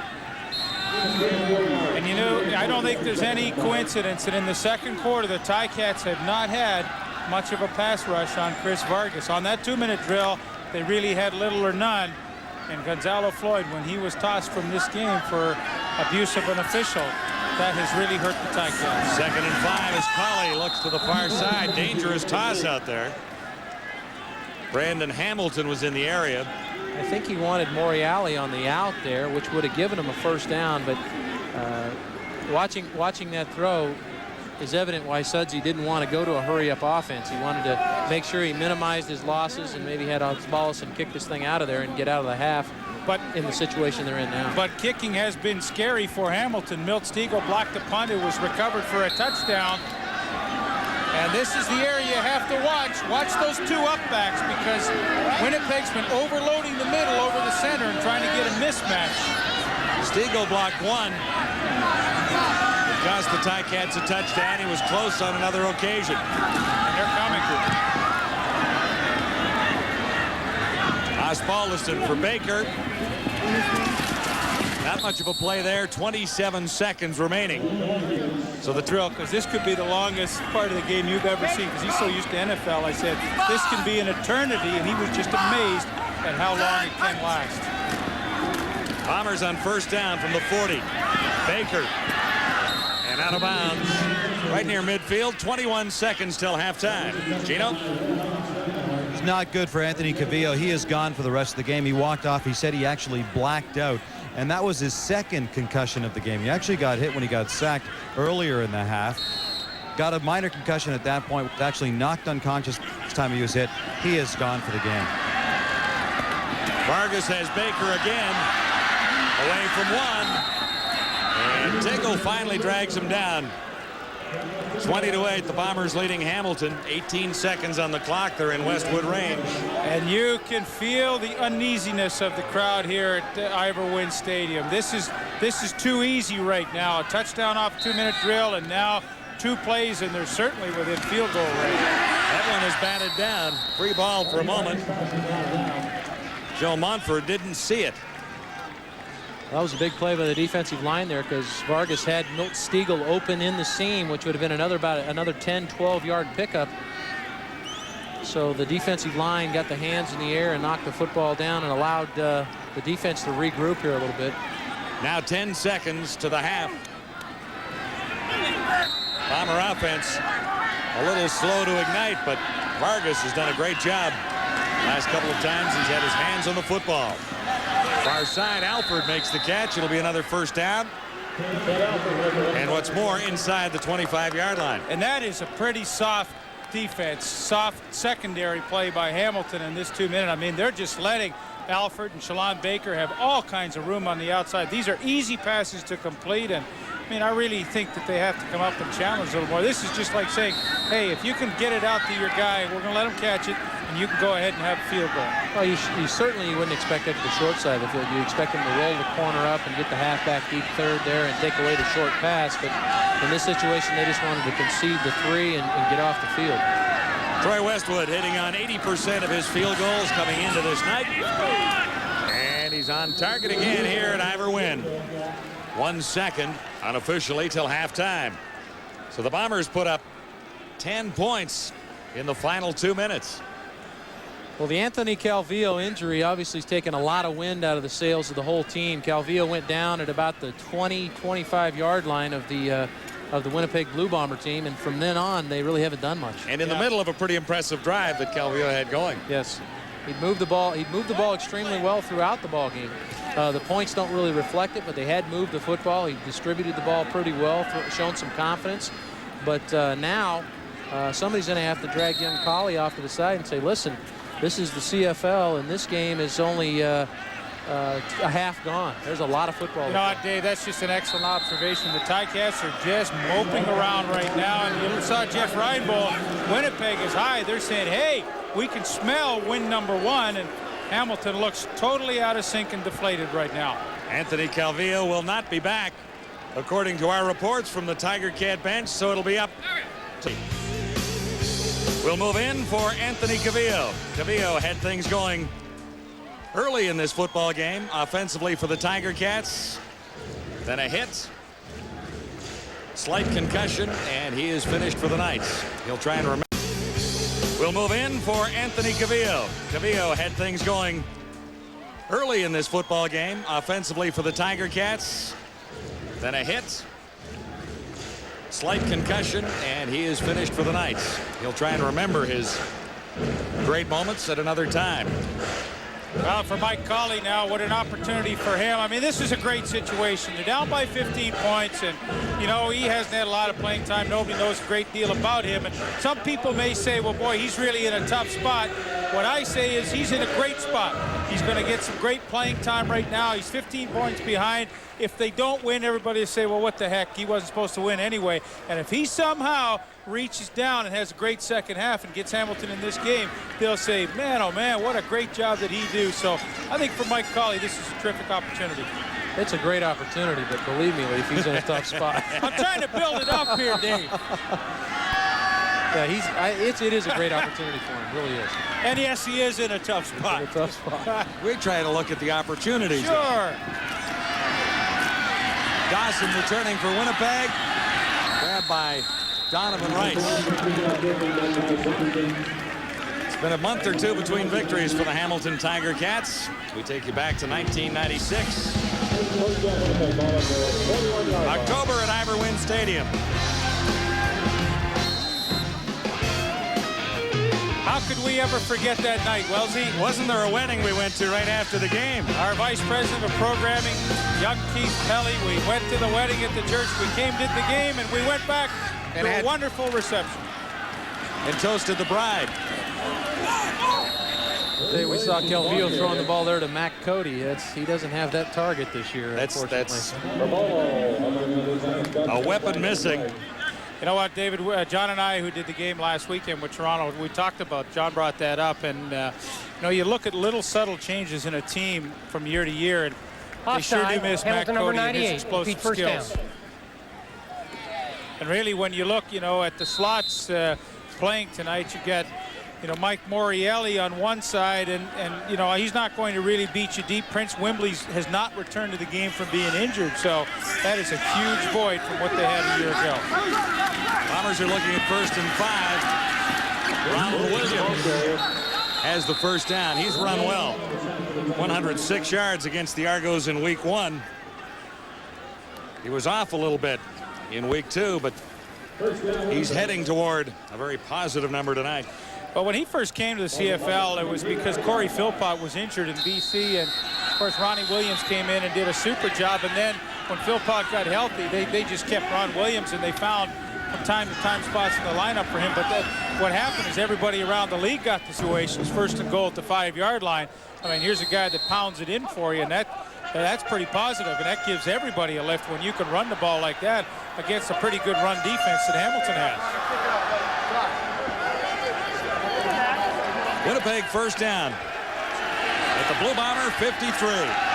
Bombers on top 23-8. Vargas keeps it on the ground. That was Bruce Boyko. Interesting to have twins in the same backfield. Alan Boyko joins his brother Bruce as a Blue Bomber this year.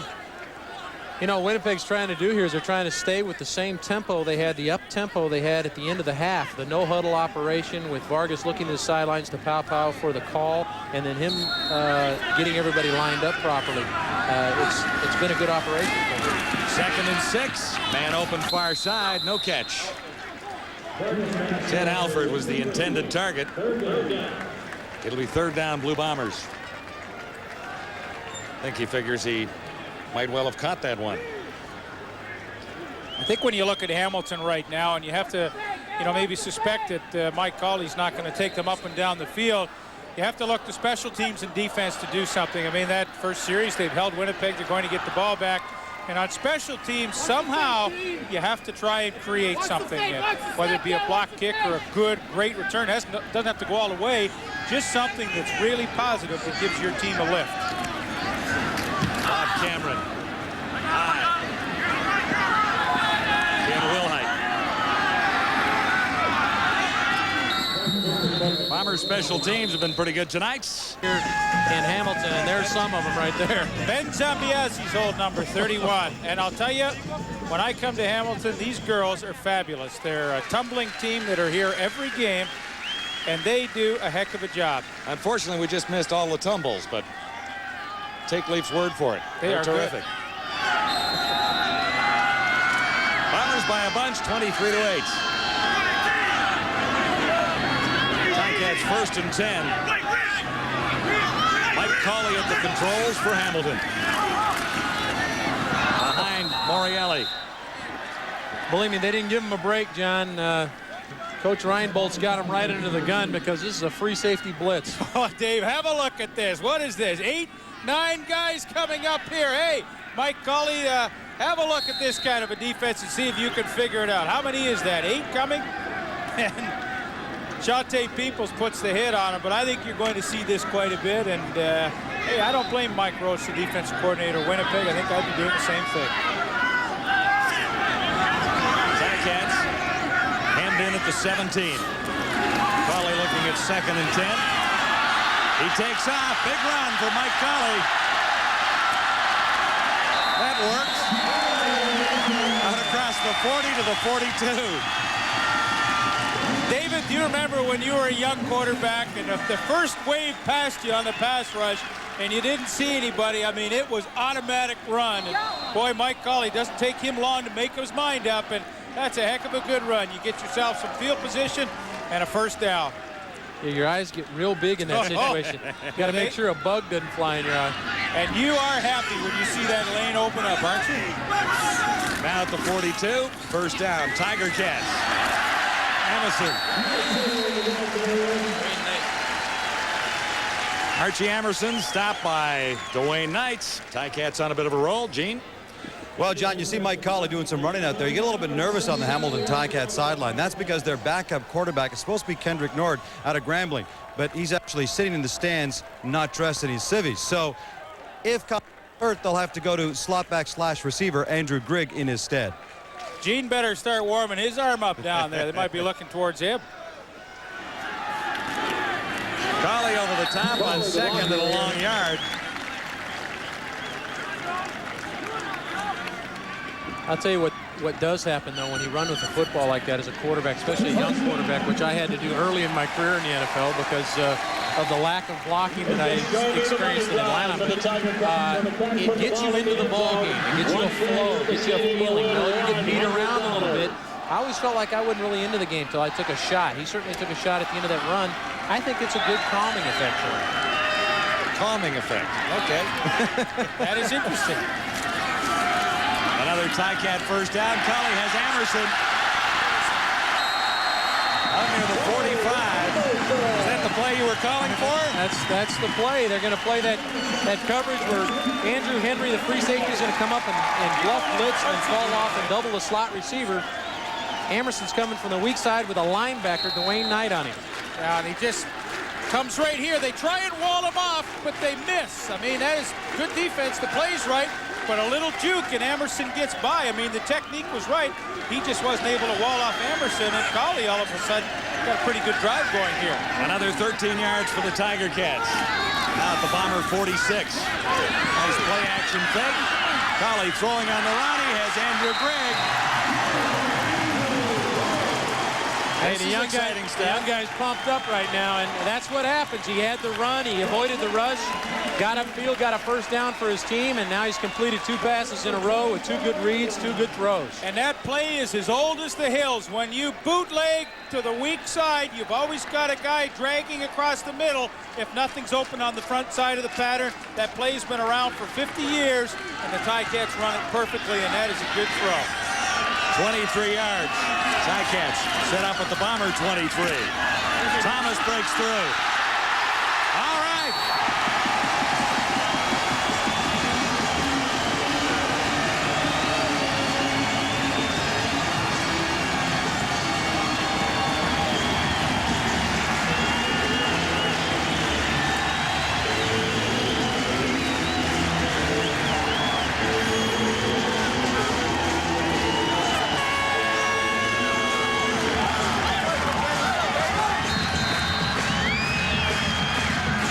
That's just what the doctor ordered for this team. A tremendous drive by the youngster, and he gets the ball to Marcus, and Marcus scores. But the pass plays, the running of the quarterback all set up the run game there. And what the doctor ordered was to get something done on the ground, and that's exactly what they did with Mike Colley, of course, with Derek Thomas on that great touchdown run.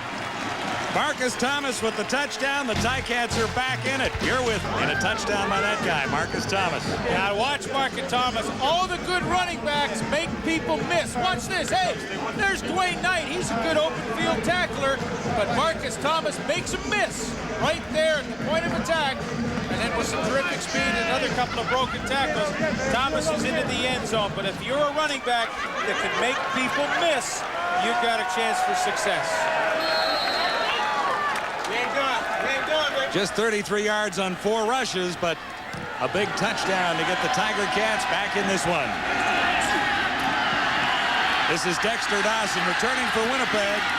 Big hit by Montford. Nice drive, David Archer. 7 plays, 93 yards. He didn't look like a rookie.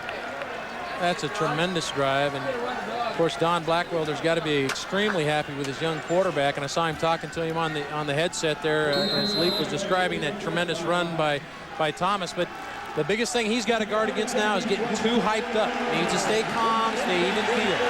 But on the other hand, David, the Winnipeg Blue Bombers, they know they're in a game now. They had everything kind of their way second half of the second quarter, but they're in a game.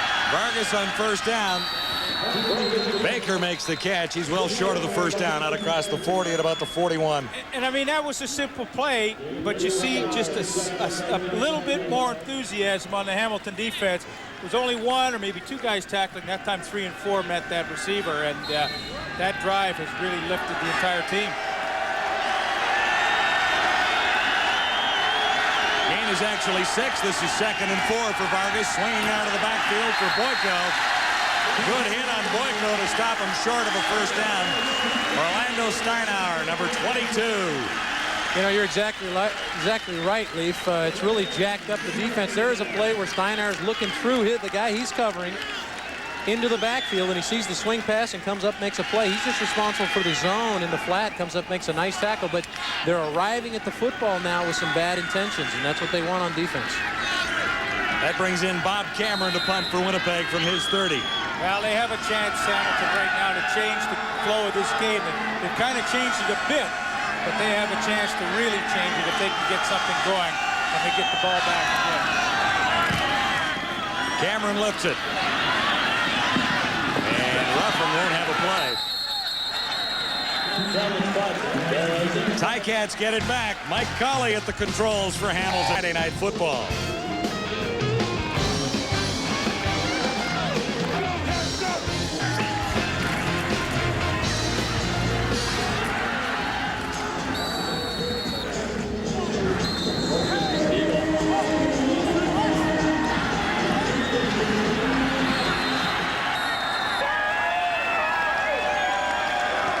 Fairly intense evening. On the field and in the stands, Tiger Cats on first down. Emerson will have the necessary yardage, but there's a marker down. And I don't think that's good news for Hamilton. Well, maybe.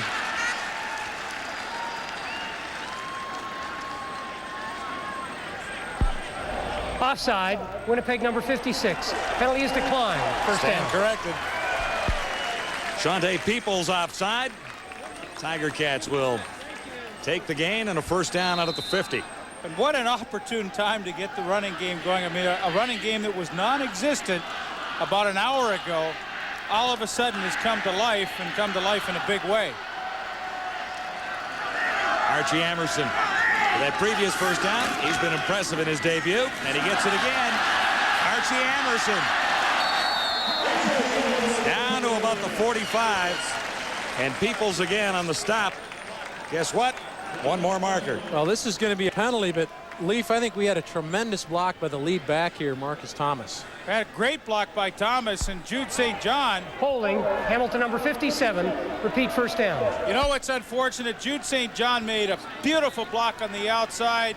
Here's St. John here. Watch the block. I mean, it's St. Germain in there that gets called, but, I mean, this is great. He just takes his guy all the way downfield, and, you know, you see the left arm of Val St. Germain just got hooked in on Tyrone Rogers, and he gets called. But, I mean, Hamilton, if there's one thing to be encouraged about, they're starting to control that front, and they're getting some push on that defensive front. Ticats staring at 1st and 20, back at the 40. Low snap, Colley fielded it. And never really regained his composure after that. Well, there's a situation where a young quarterback, he just lost his composure. The ball was snapped low, but he still had protection. He picked the ball up in enough time, but he assumed that everything had broken down on him and was trying to get out of there. The snap is, it's a bad snap. He has to reach down and field it, but if you watch, everything's still set up for him. He just decides to scramble for no reason, and that's what happens. Young quarterback just not used to being in there. And what did you used to have in the playbook for 2nd and 30? 2nd and 30 is usually when I started signaling for the special teams to come on right now. That's what the Ticats are staring at.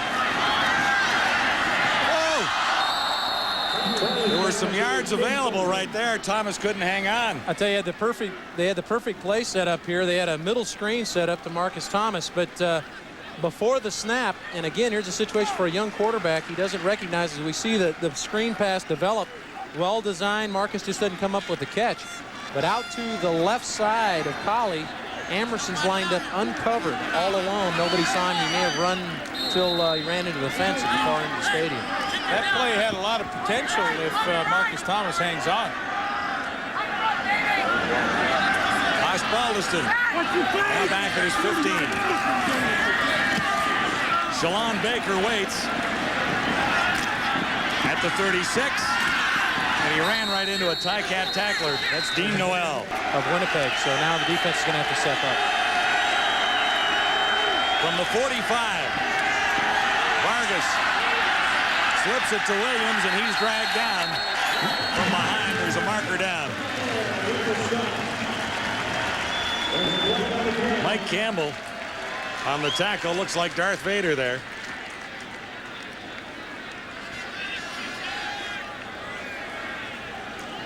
Options to the Tiger Cats with 4:43 to go, 3rd quarter.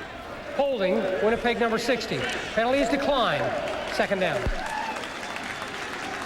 Dave Van Conant, the Blue Bombers center, trying to hide in there behind Bjorn.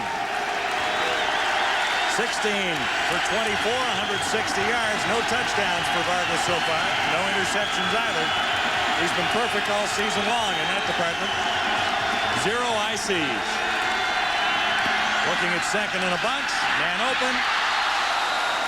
Boyko looked to be behind, but he almost tossed up his first interception there. Kenny Wilhite plays it extremely well, but again, we talked about DBs catching interceptions. They've got terrible hands, but I mean they fooled Vargas. I mean, that's the illusion of the zone. They rolled the corner up. Nick Steinhauer, and then they had Wilhite protecting him in deep. Vargas's eyes get huge.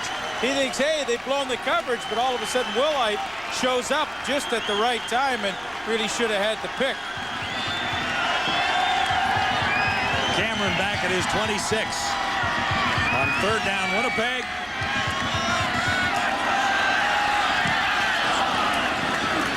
Shorter kick this time. This is Aaron Ruffin, the ex-Rough Rider. And there's nowhere to go. He's to the 37. Catch up to the big guy, Miles, and the old guy, Louie. And the amazing thing about Cameron is he's, all 18 seasons there in Winnipeg. He's a fixture in that community, spends a lot of time helping out in the community and stuff. Just a great job. And completed a pass tonight. Yeah, perfect passing percentage this season. Bob Cameron, 1 for 1 and a 1st down. Nice fake by Colley on 1st down, Hamilton.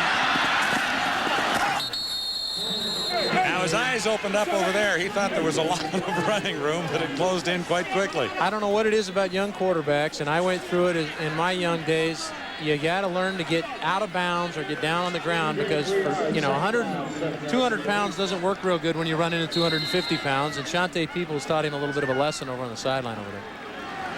None the worse for wear.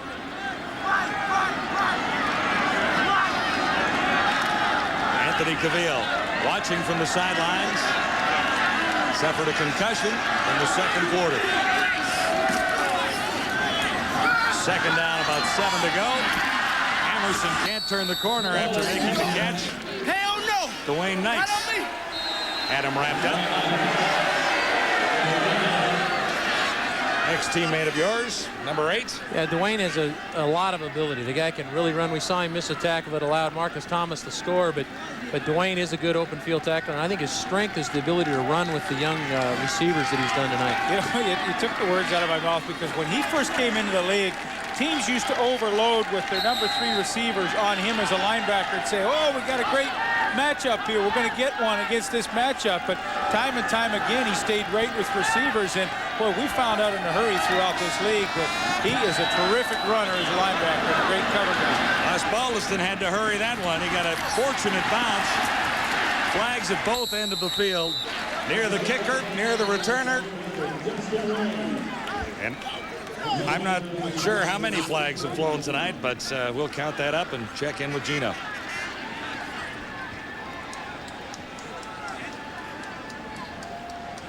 Van Walk ready? I guess we can't make contact with Gino Retta on the sidelines at this time. He's out scooping up all those flags, so we won't have any more. I saw him down there loosening up. Illegal block, Winnipeg number 88. Penalty is declined. We have holding, Winnipeg number 70. Penalty is accepted, first down. After that hit we saw Peoples put on Collie, he started loosening up down there, Leaf. I think he actually took you for granted on that. Jacket came off, arms started loosening up. I've seen Gino throw, too, and they don't have a shot with him in the game. Gino Retta used to coach Julio Caravata. And what? Football in Toronto. True story. I know that's a true story. I don't know if it's a true story, but that's the story Gino tells. And he's sticking with it. More flags on first down Winnipeg.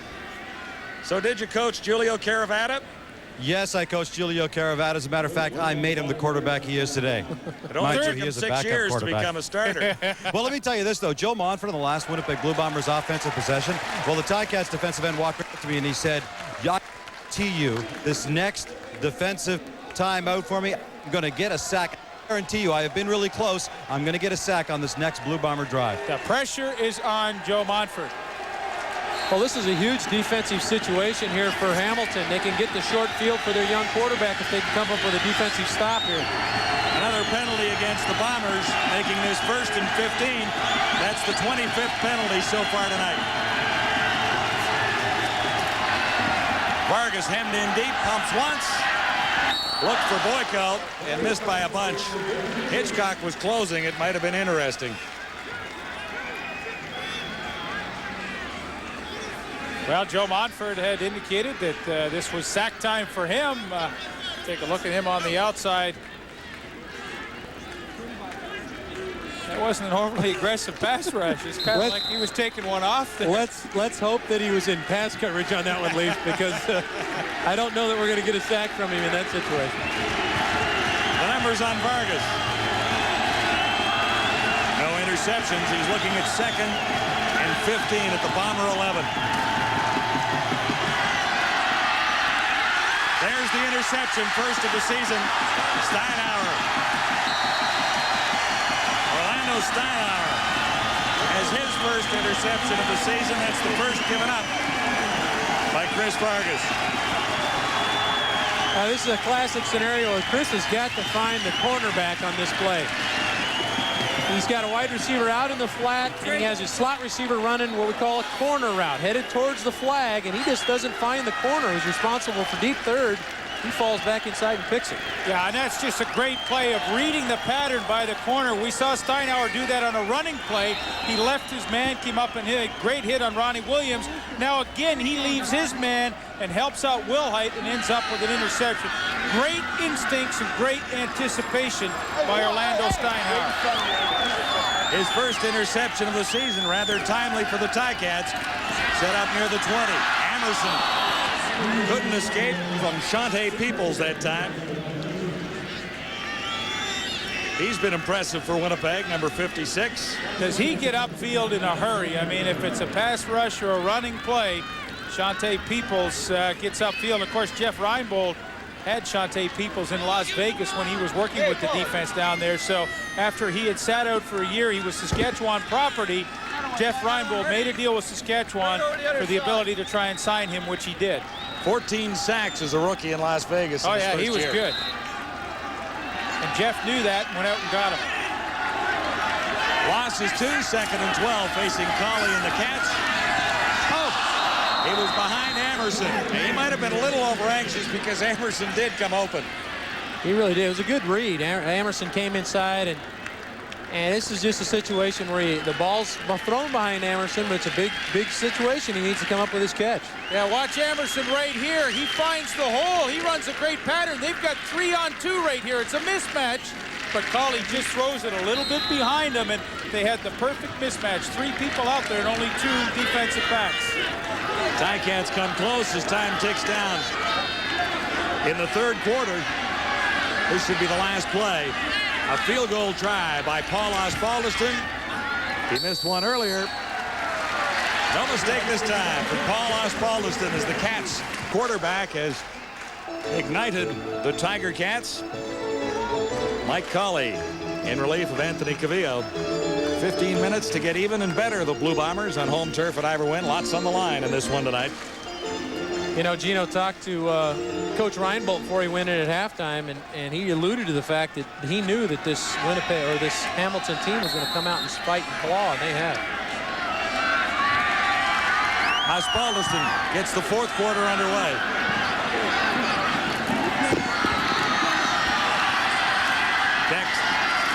Dexter Dawson out to the 35-yard line as Steinauer heads back onto the field.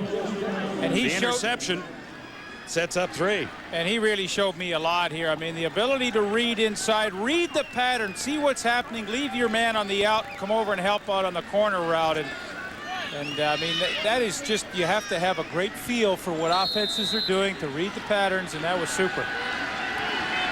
Ticats with the edge in time of possession. Net yards belongs to the Tiger Cats too, but the scoreboard is Winnipeg's for now at 23-18.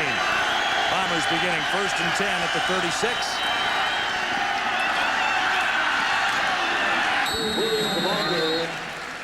Leonard Jean-Pierre, number 35, in for Ronald Williams. I'm really surprised that Winnipeg has not been able to run the ball a little better tonight. Their offensive line did such a great job a couple of weeks ago against Toronto, which I think is a real good defense. Hamilton obviously needs some credit. I know Joe wants to establish the run, and I know he's concerned that he hasn't been able to do that, but that was a 4-yard gain, so that's what you're looking for from him. On 2nd down, Vargas, no one home. Shalon Baker was within about 20 yards. Yeah, I think he threw that ball away. He wanted Shalon on a little post route there, a little pump, and tried to hit him on a seam post, which was completely covered up, and he threw the ball over his head. Funny how the momentum has shifted for these 2 quarterbacks. We saw Vargas do so well going toward halftime. Well, I think Winnipeg's gotten away from some of the things they did well there right before the half. The little short passes, mixing the run in, moving Vargas out of the pocket, doing some of those things. They've tried to take a few shots down the field and gone a 2 and out a couple of times. Cameron across the 30 to get a wobbly one away. Aaron Ruffin surrounded by white shirts and dropped after a 2-yard return. 35-yard punt.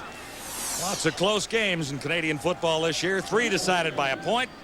Largest margin of victory is 15, and the average is 5.8. And who would have thought Calgary would be 0-3 after 3 weeks of this season? Well, I played against Calgary for 4 years in this league, and believe me, Coach Buono will have those guys ready to play before the season ends. I think that if there's any team that can recover from a 3-0 start and get back in, or 0-3 start and get back into the action, it'll be Calgary. First, the Stampeders lost their first 2 games by a total of 2 points. Colley, a little low, but he makes contact. Andrew Gregg, far side. And he is listed as the backup quarterback for the Tiger Cats as of right now. Believe with me, Cavillo out. Believe me, Andrew likes just where he's playing right now. He does not want to have to take a snap in this ball game, and I guarantee you, Coach Southern doesn't want him to either. But the good throw there by Colley, keeping himself in conversion situations here, 2nd down and medium. 2nd and 5, and the ball squirts loose. Ticats get it back and will kick it away. Emerson, number 9. Had a little trouble that time. I don't think anybody really realized that the ball was loose except for Archie Emerson, because he coughs it up here, and although it looked like he might have been down, he wasn't taking any chances. Maybe, of course, that's why Winnipeg relaxed. He was down. Of course, there's a classic scenario. St. John's going to pick it up and run for a 1st down. Did you see that? I don't think so. Again, keep in mind, Hamilton's had a kick blocked tonight, and Winnipeg has put consistent pressure on all evening. Osbaldiston, a low drive. It's by Baker, trickling right down to about the 8-yard line. Still can't find it. Looks to draw a flag, and there's no markers anywhere. Bombers are hemmed in deep after a 61-yard punt. Lots to cheer about. Knows exactly how important this night is. Well, this game is very important, to us anyway, and as well as Winnipeg, because we both we haven't won a game, and we both looking at going to this game as a victory. Winnipeg looking for a victory. We sure enough looking for a victory. So it's going to be a big battle, People think it's not going to be a good game, but it's going to be a good game because, Winnipeg or us don't want to come out this game 0-3. We want to be 1-2. Well said, Calvin Tiggle. And it's time for the Ticat defense right now. And Calvin Tiggle did a heck of a job to squeeze down that lane down the middle. Vargas trying to thread it in between Justin Ring and Calvin Tiggle, the 2 linebackers, and he actually got a finger on it as he slid across in that middle linebacking spot. There's Tiggle right in the middle. Watch this. Too bad he got just a little baby finger on that one. Just tiggled it. Tiggled it. Bombers 2nd and 10. Inside the 10. Vargas gets some heat. Got it away. No chance. Far side. Alfred, the intended receiver. Eric Carter, 2-time All-Canadian, makes a big play. John, at the break, David and Archer were talking. I mean, you see football, you know football, and you get the points in the game where a team really has a chance to do something. And with Winnipeg backed up, we were saying this is Hamilton's shot right here. If they get a 2-and-out, the young quarterback's going to undoubtedly get terrific field position to work with. And, this is the point in the game. This is Hamilton's shot. Cameron will be punting from the end zone. And the Ticats expect it somewhere around midfield. That's where the return guys are standing, Ruffin and Steinauer.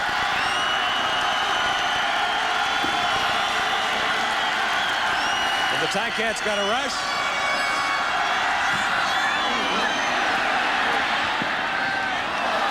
Ruffin can't hang on to it. I think he got it back. A little dangerous there for the Tiger Cats, who have their chance right now with 10:56 to go. Roll in a couple. They are terrific. Ticats, 1st and 10. This is the newcomer at quarterback, Mike Colley. Throwing on the run. Greg is open. Close to a 1st down. We'll see where they spot the ball. It was a quiet stadium when we began things here. And until halftime, it was pretty much that way, but the Tiger Cats and the fans rolling out. And second time Andrew Griggs caught this kind of a ball on the bootleg. He's coming from the backside, and Colley's looking for him because he's been able to find an open spot in that zone. You know, we really haven't mentioned Andrew Griggs, but he's come up with 2 big grabs for Colley now. And this is a guy that's come in off the bench for the injured Prince Wimbley, and he's done a heck of a job, maybe making a bid to be the guy in there. I stand corrected. Grigg had enough for the first down. Now at the 36 of Winnipeg, Andrew Grigg, 5 receptions, 76 yards. Smith, the intended receiver, and there was big-time heat on Colley. You know, Colley makes a mistake here. This is a situation where they came after him. They brought a lot of people after him, but they left Archie Amerson open. They left him uncovered. Big-time pressure. You see Amerson at the bottom of your screen comes clean. I imagine Dwayne Knight had him in coverage, let him go.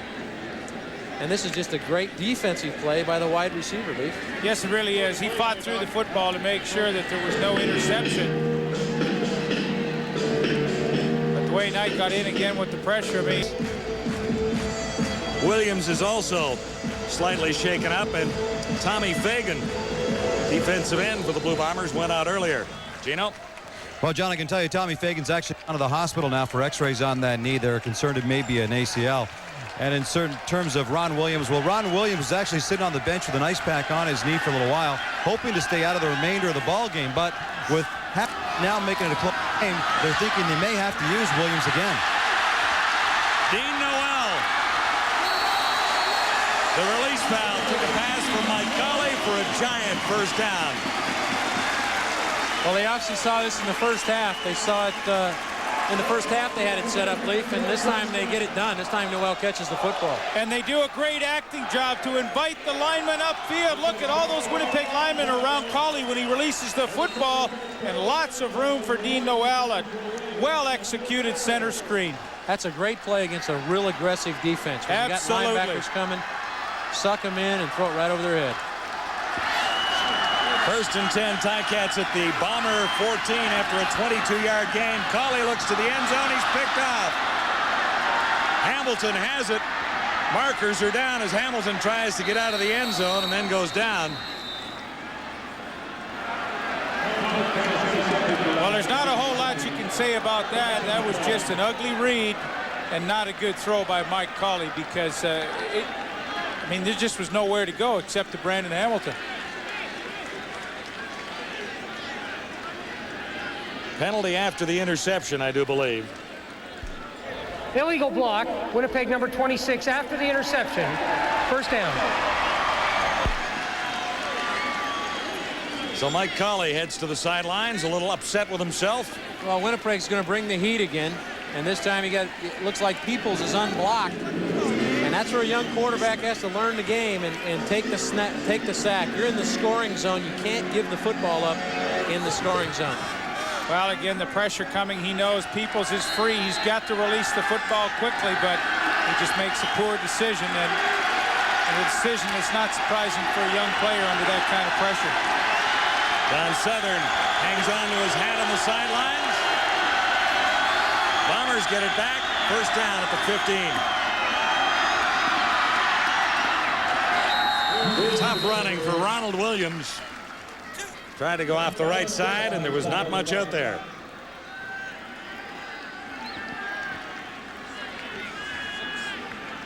Yeah, talking to Kai Bjorn and some of the big offensive linemen, Chris Perez, before the game, they said that this is their time. When they lead the game and need to grind some time off the clock, they think they can take the game on their shoulders and run the football. They're going to get their opportunity here over the next 7 minutes or so. Especially since Vargas has gone ice cold in the passing department. Bombers 2nd and 6. Vargas swings it out. He'll get a first down from Williams. Maybe. Well, he was forced back. I thought he was out across that 25-yard line. Yeah, he's got that. You're sure about that? He's got it. No problem. This is a good read by Chris Vargas, too. He's got his back in the flat. Makes a good throw under duress here and puts it right on the money. That's a tough throw. People don't realize how tough a throw that is to throw the ball directly away from you on a guy running a swing route. And he puts it right on the money on Williams. But it's also a good throw to get yourself out of a slump when you've struggled in the second half. 17 of 31, 0 touchdowns, 1 interception. Early movement from the Ticat side. Montford appeared to jump a bit early. 6:57 to go. Fourth quarter. The indication is against the Tiger Cats. Hamilton on top. Offside, Hamilton number 53. Repeat, first down. Well, you get into crunch time. We got 6:57 remaining, and you know Joe Montford's a good player and a tough player, but Hamilton just has had so many silly penalties tonight, and you just can't give teams 1st and 5 when you're trying to get the ball back. Montford promised a sack earlier. It was early movement again, but someone got back on time, and Williams scampers for a first down on 1st and 5. Actually picks up almost 20 yards. Well, this is what that offensive line said they wanted to do. They wanted to take the game on their shoulders, and they're pounding the run, creating creases for Ronald Williams, who we've seen over the first 3 weeks of the season has the ability to hit the hole and hit it hard. You know, Chris Vargas, from what I've seen, has maybe the best count at the line of scrimmage. He has pulled so many people offside this season already. He obviously has something going because he's got the number of that front four for Hamilton. From the Blue Bomber 44, it's first down Winnipeg, and Williams again. I thought he was hurt. He's running with authority. Rob Hitchcock makes the tackle on Ronald Williams this time. Good blocking up front. Kai Bjorn kicks outside right there at the point of attack. Ronnie Williams patient enough again to let that blocking develop and then accelerating into the hole. I mean, you know, so many running backs just want to get there so fast and try and make something happen, but Williams with the patience to let it develop and then take advantage of the good blocks he's getting up front. Williams got 9. This is 2nd and 1, and he gets the call again. Ron Williams, another Blue Bomber first down. We're talking about that Winnipeg offensive line with Perez, Bjorn, and Hendrickson all new to the group, but all with great experience in the CFL prior to coming to Winnipeg. They've really come together as a group, and you got to credit the offensive coaches for Winnipeg to get a ground game, because when you got a ground game as a quarterback, boy, that opens up so many more avenues. Big Craig Hendrickson. I talked to him early in the game. He was working on slowing his delivery before the game, but he's delivering some shots to some defensive linemen right now. First down Winnipeg, and Williams stopped in his tracks that time. Another marker comes down. There's a flag on the play. 4:43 to go. It's the Bombers by 5 at 23-18. I think Hamilton might get nailed here. There's no infraction on the play. Well, there's good news. You know, I think somebody's got mine. Well, you know, when Winnipeg's starting to just jam that ball down the Hamilton defense's throat, it's got to be Calvin Tiggle, 73 in the middle of your screen as a middle linebacker. He's got to get aggressive and start to try and take control of that line of scrimmage. He's a terrific middle linebacker from tackle to tackle, making plays, and he's got to be the guy right now if they're going to stop the running game of the Blue Bombers. Well, it really sets up the play-action pass, though, on first down for their next first down situation. Alford to the near side as a wide receiver for Winnipeg. This is 2nd and 10, critical down for Vargas. Receivers appeared to be covered, and then Boyko finds a way out of the backfield. Marker far side. That was Bruce Boyko. Aaron Ruffin on the tackle. Face mask. Lots of face masks tonight. Major foul, face mask, Hamilton number 32. First down. So Aaron Ruffin in there as a nickelback. Face mask. Well, Aaron Ruffin shaking his head, but you be the judge. You get a look at it right there. I don't think there's any question. Yeah, but where's the face mask on the offensive player? Let's see it again. Watch the offensive player stick his hand in the face mask. Now, you tell me who's got whose face mask there. Hey, I agree with you. They call that a straight arm to the offensive guy. It's illegal to straight arm a guy in the face, and I think that Hamilton took one there. Big run for Jean-Pierre. Number 35, Leonard Jean-Pierre. In there in relief of a beleaguered Ronald Williams, fourth rounder in '96 out of York University in his second season. Not a whole bunch of playing time with the Bombers last year. Well, what a drive this has been by Chris Vargas, mainly on the ground and just chewing up that clock. They got this football with just slightly under 7 minutes remaining, and now we're down under 3.5. So they have done a heck of a job to grind this clock. 1st and 10. Jean-Pierre again, and this time 2 Ticats wrap him up. I'm telling you, Montford is one. I'm sorry, John. They have got Hamilton so set up for a play action pass right now. It's ridiculous. All the linebackers are committing to stop the run right now, and if Vargas sticks the ball in Jean-Pierre's stomach and pulls it out, he's going to have somebody run scot-free down the field. We'll watch for that with 3 minutes on the clock unofficially. Winnipeg on top by 5 at 23-18. And the Bombers have taken momentum back to their side with a very impressive ground march. From Mr. what? My, oh my, what a year he's had. Vargas looks at 2nd and 9. The Bombers at the Ticat 15. Huge play for the Ticat defense. And Carter almost comes up with the interception.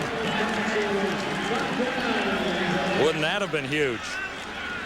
Right now it's a 5-point Winnipeg lead. If they go for the field goal, it's 8, and that makes an interesting finish, doesn't it? And in my book, there's no one better than Eric Carter, number 2 at the top. Here he is right there, and you just actually, here's Carter right here. Apologize, and when you're going against him, you know you're in for a battle. We lose him just a little bit, but does he fight for the football and probably should have had the interception?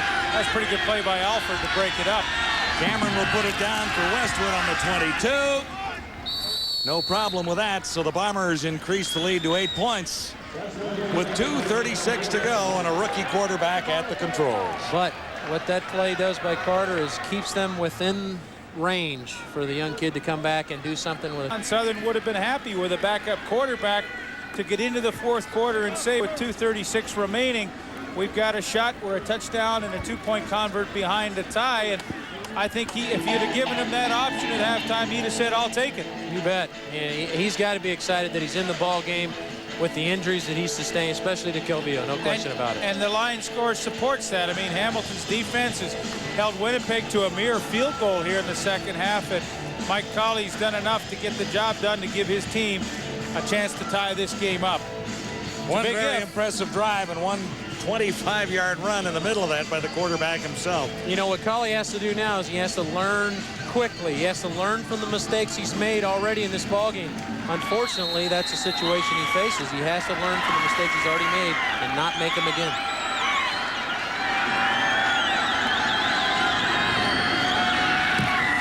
The kickoff by Westwood rolls out at the 20, and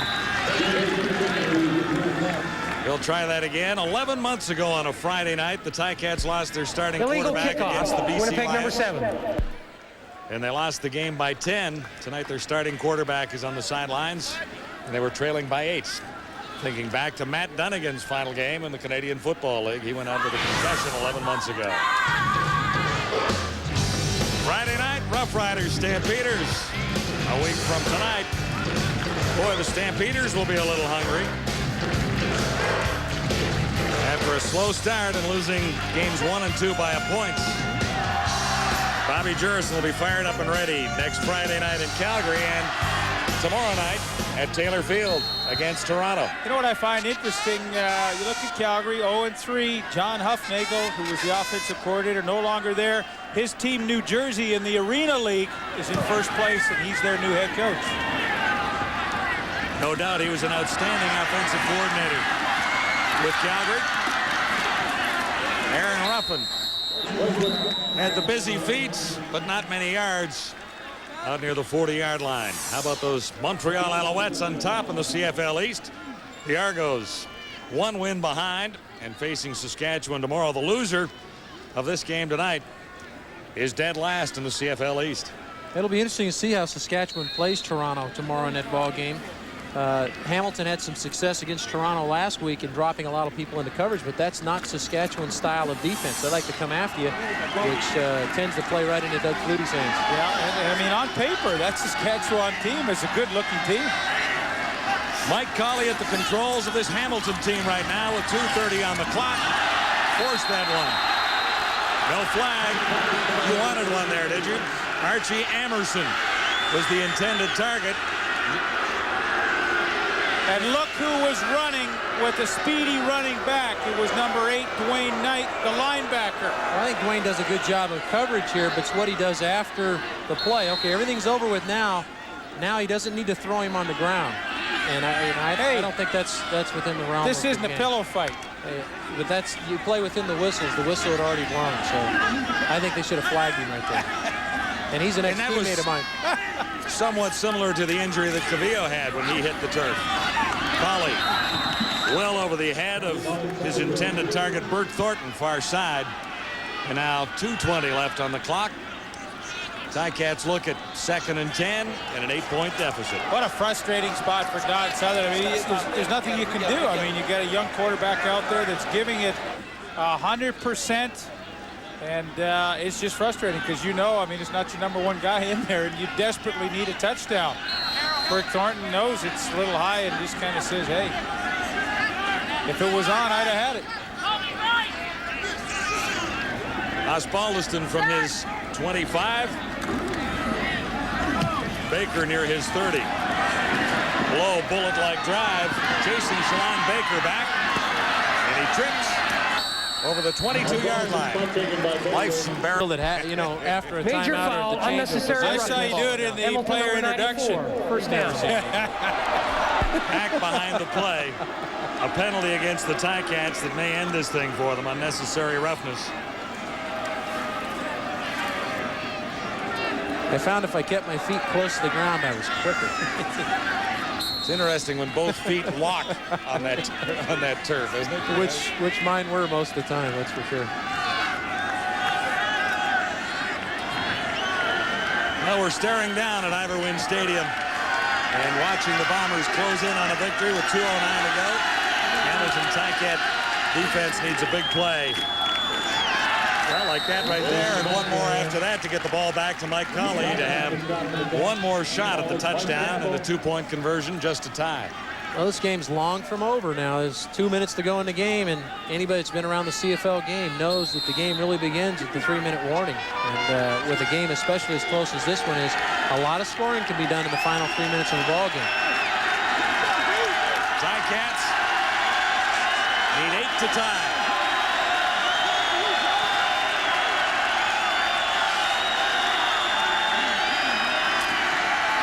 Vargas keeps it on the ground. And there's a marker down as Jean-Pierre breaks free one more time. He's run well when he's had the opportunity.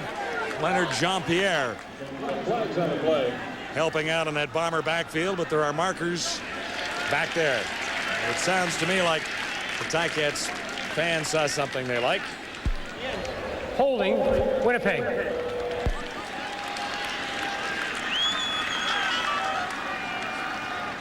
Yeah, I think Alan Boyko got hold of Mike Campbell on this play and drug him to the ground, seeing that Mike was going to make the play. George Black, the head referee's getting tired. He's not even naming the guys anymore. It's just whatever the penalty is. Holding. And it doesn't matter who it is. George just saying, like, I've had enough. I'm getting tired. It's just holding.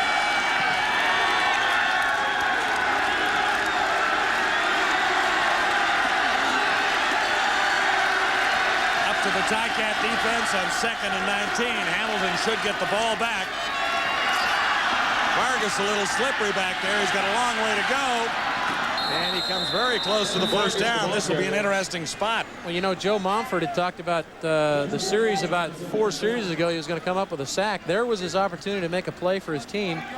And Vargas shook him to the ground and almost picked up a first down. And here's what Jeff Reinbold is going to get to make his really first big decision of the night, because they are definitely a full yard and maybe a little bit more short. And it's 3rd down, and there's a minute and 30 to go, and he doesn't hesitate. Kick it away. Bob Cameron is coming in the game.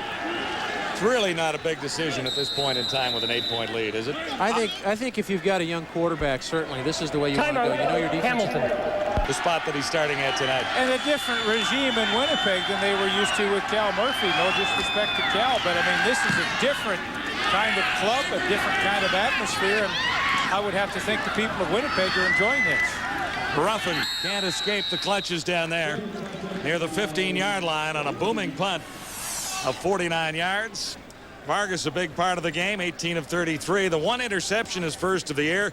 Cavillo had a hot hand for a while before leaving. And too many penalties, 29 in total. For how many yards? 288 29 penalties. Can you believe that? That's phenomenal. Anthony Cavillo finally got the Tiger Cats rolling in the first half under his direction, and then ended up ahead. Played through some pretty large injuries tonight to their defense. Yeah, half the defensive line is watching from the sidelines. Tommy Fagan, Tyrone Rogers. Now it's up to the Ticat rookie, Mike Crowley. A big run early in the game. And he's got another 10 yards here and a first down with 1:12 to go. And he's got to get them up off the ground, get everybody ready. Here's where seconds are so precious. And as soon as that whistle goes, you don't want to lose more than 3 seconds. That's why he'll learn to dump the ball off so he can regroup and not run, because it's really tough to call plays line of scrimmage when you're breathing hard. Crowley. And he's picked off by Dawson. This could be the ball game as Dawson heads to the end zone. Blue Bombers will win. 35-yard interception return. That's a classic mistake by a young quarterback. I remember I was told early in my career, he who rolls right and throws back left sits next to me on bench.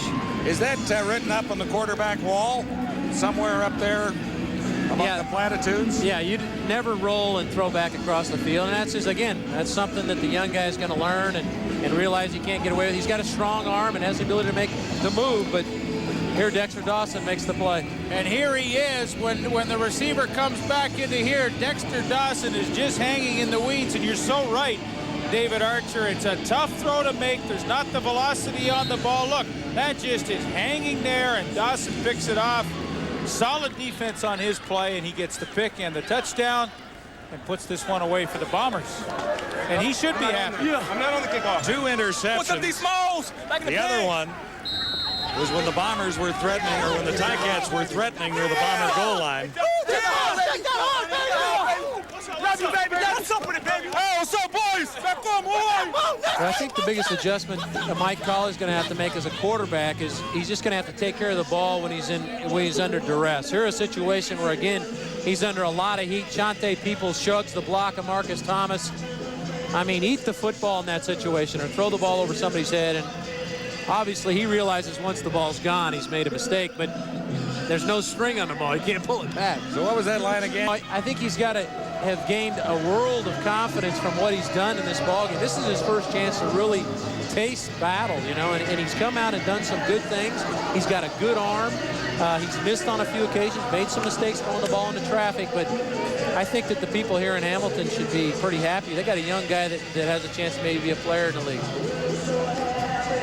But you know what, David, when you think about it, were not those numbers really reflective of what you might expect for a young quarterback coming into a situation like this? 6 of 16, no touchdowns and a couple of interceptions. To me, that is really reflective of what you would expect.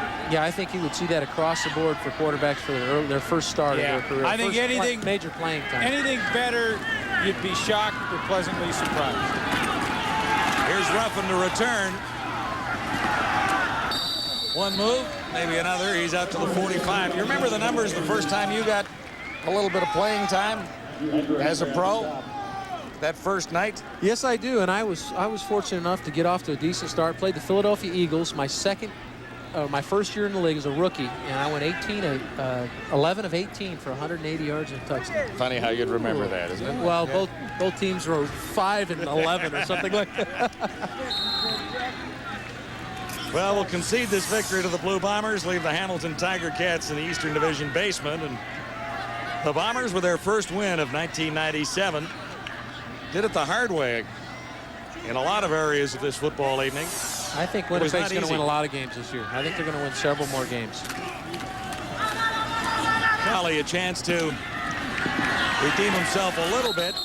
Morreale on a fairly safe throw out to the far side. Of course, to repeat what we talked about in the opening of our broadcast tonight, for Jeff Reinbold, he'll say, okay, we got the first one. I mean, this is a group of players. He's going to have to regroup from some devastating injuries tonight to his defense. But, I mean, they've turned things around. They've got the first victory of the season. On the other hand, for Hamilton, now 0-3. What is this team going to do? Is Anthony Cavillo going to be able to play next week? I mean, they have some serious question marks right now. Cowley just playing out the final few seconds here. Finds Morreale. 2 catches in a row. And Morreale's shaken up as he hits the turf. 37 seconds to go at Ivor Wynne in Hamilton. Somebody had to lose tonight. The Tiger Cats are smart. That hurts. Submarined underneath, and then Dawson comes over the top. But watch, I mean, he just torpedoes into the ground. Goodness gracious. Tough injuries tonight. Cavillo, of course, had tonight. They're going to win the game. Well, I think Chris had an up and down game, really. I think that he did some good things, and I think they worked within the confines of what he does well, throwing the short ball, reading coverage. There's one more for the rookie. That's the hat trick. Nick Ferguson with the interception there off Mike Cowley, and Mike's going to learn a lot. And they just dumped the can of Gatorade down there on top of Jeff Reinbold, and deservedly so. I mean, that's got to be a great feeling for him to win his first ball game.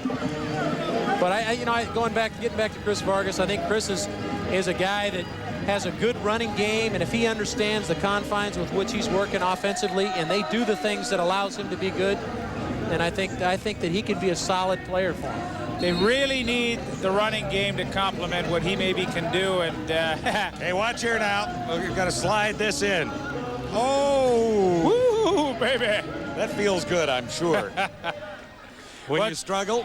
You know what, Jeff, when I talked to him 2.5 hours before the game, he was in his street clothes. We were sitting out there having a chat, and he had a cigar in his top pocket. And I said, you're saving that one in case tonight's the night. He said, you betcha. So I would imagine in about 10 or 15 minutes, there's going to be a cigar lit up by Jeff Reinbold. There's the double. Get that shit out, leave out. Get that Kelly. We're going to see you next Saturday, baby. When was the last time you saw a head coach talking to this? I mean, this guy's the new breed, and his players love him, and they've obviously rallied around him and believe in what he's doing. He is a breath of fresh air. I was going to say refreshing. I, for one. Sumo. No, in the World Federation, they decided that undergarments may be worn. Otherwise, a lot of countries would not allow their men to participate. So to make this an Olympic sport, that's one of the concessions we've made. Again, this is speed versus power, and Anya Ocha, sometimes do you want to be the aggressor when you're the smaller man to take the fight, the initial plunge away from the big man? He wants to stay away from Peloto as much as he can and try and get behind him or get to the side. Peloto's trying to corner him like a bulldozer. And he's got him in bad position now. Oh, my, Peloto just absolutely dismisses Anya Ocha, who's trying to get himself back from the fourth row. Anya Ocha did a good job of digging his heels in at the edge there, and Peloto realized that he might make a mistake. Gave him one final gigantic shove to get him out. Let's take another look at it. He gets him right to the edge. Again, very well centered is Peloto, but my God, he has to extract himself and then shed his man. And look at how Cioni just walks away dismissively. Hey, little guy, get ready. Where are you going? Get out of here. Well, Tony did a great job, and he almost pulled it off by digging his toes in at the edge. Now we go to the final championship.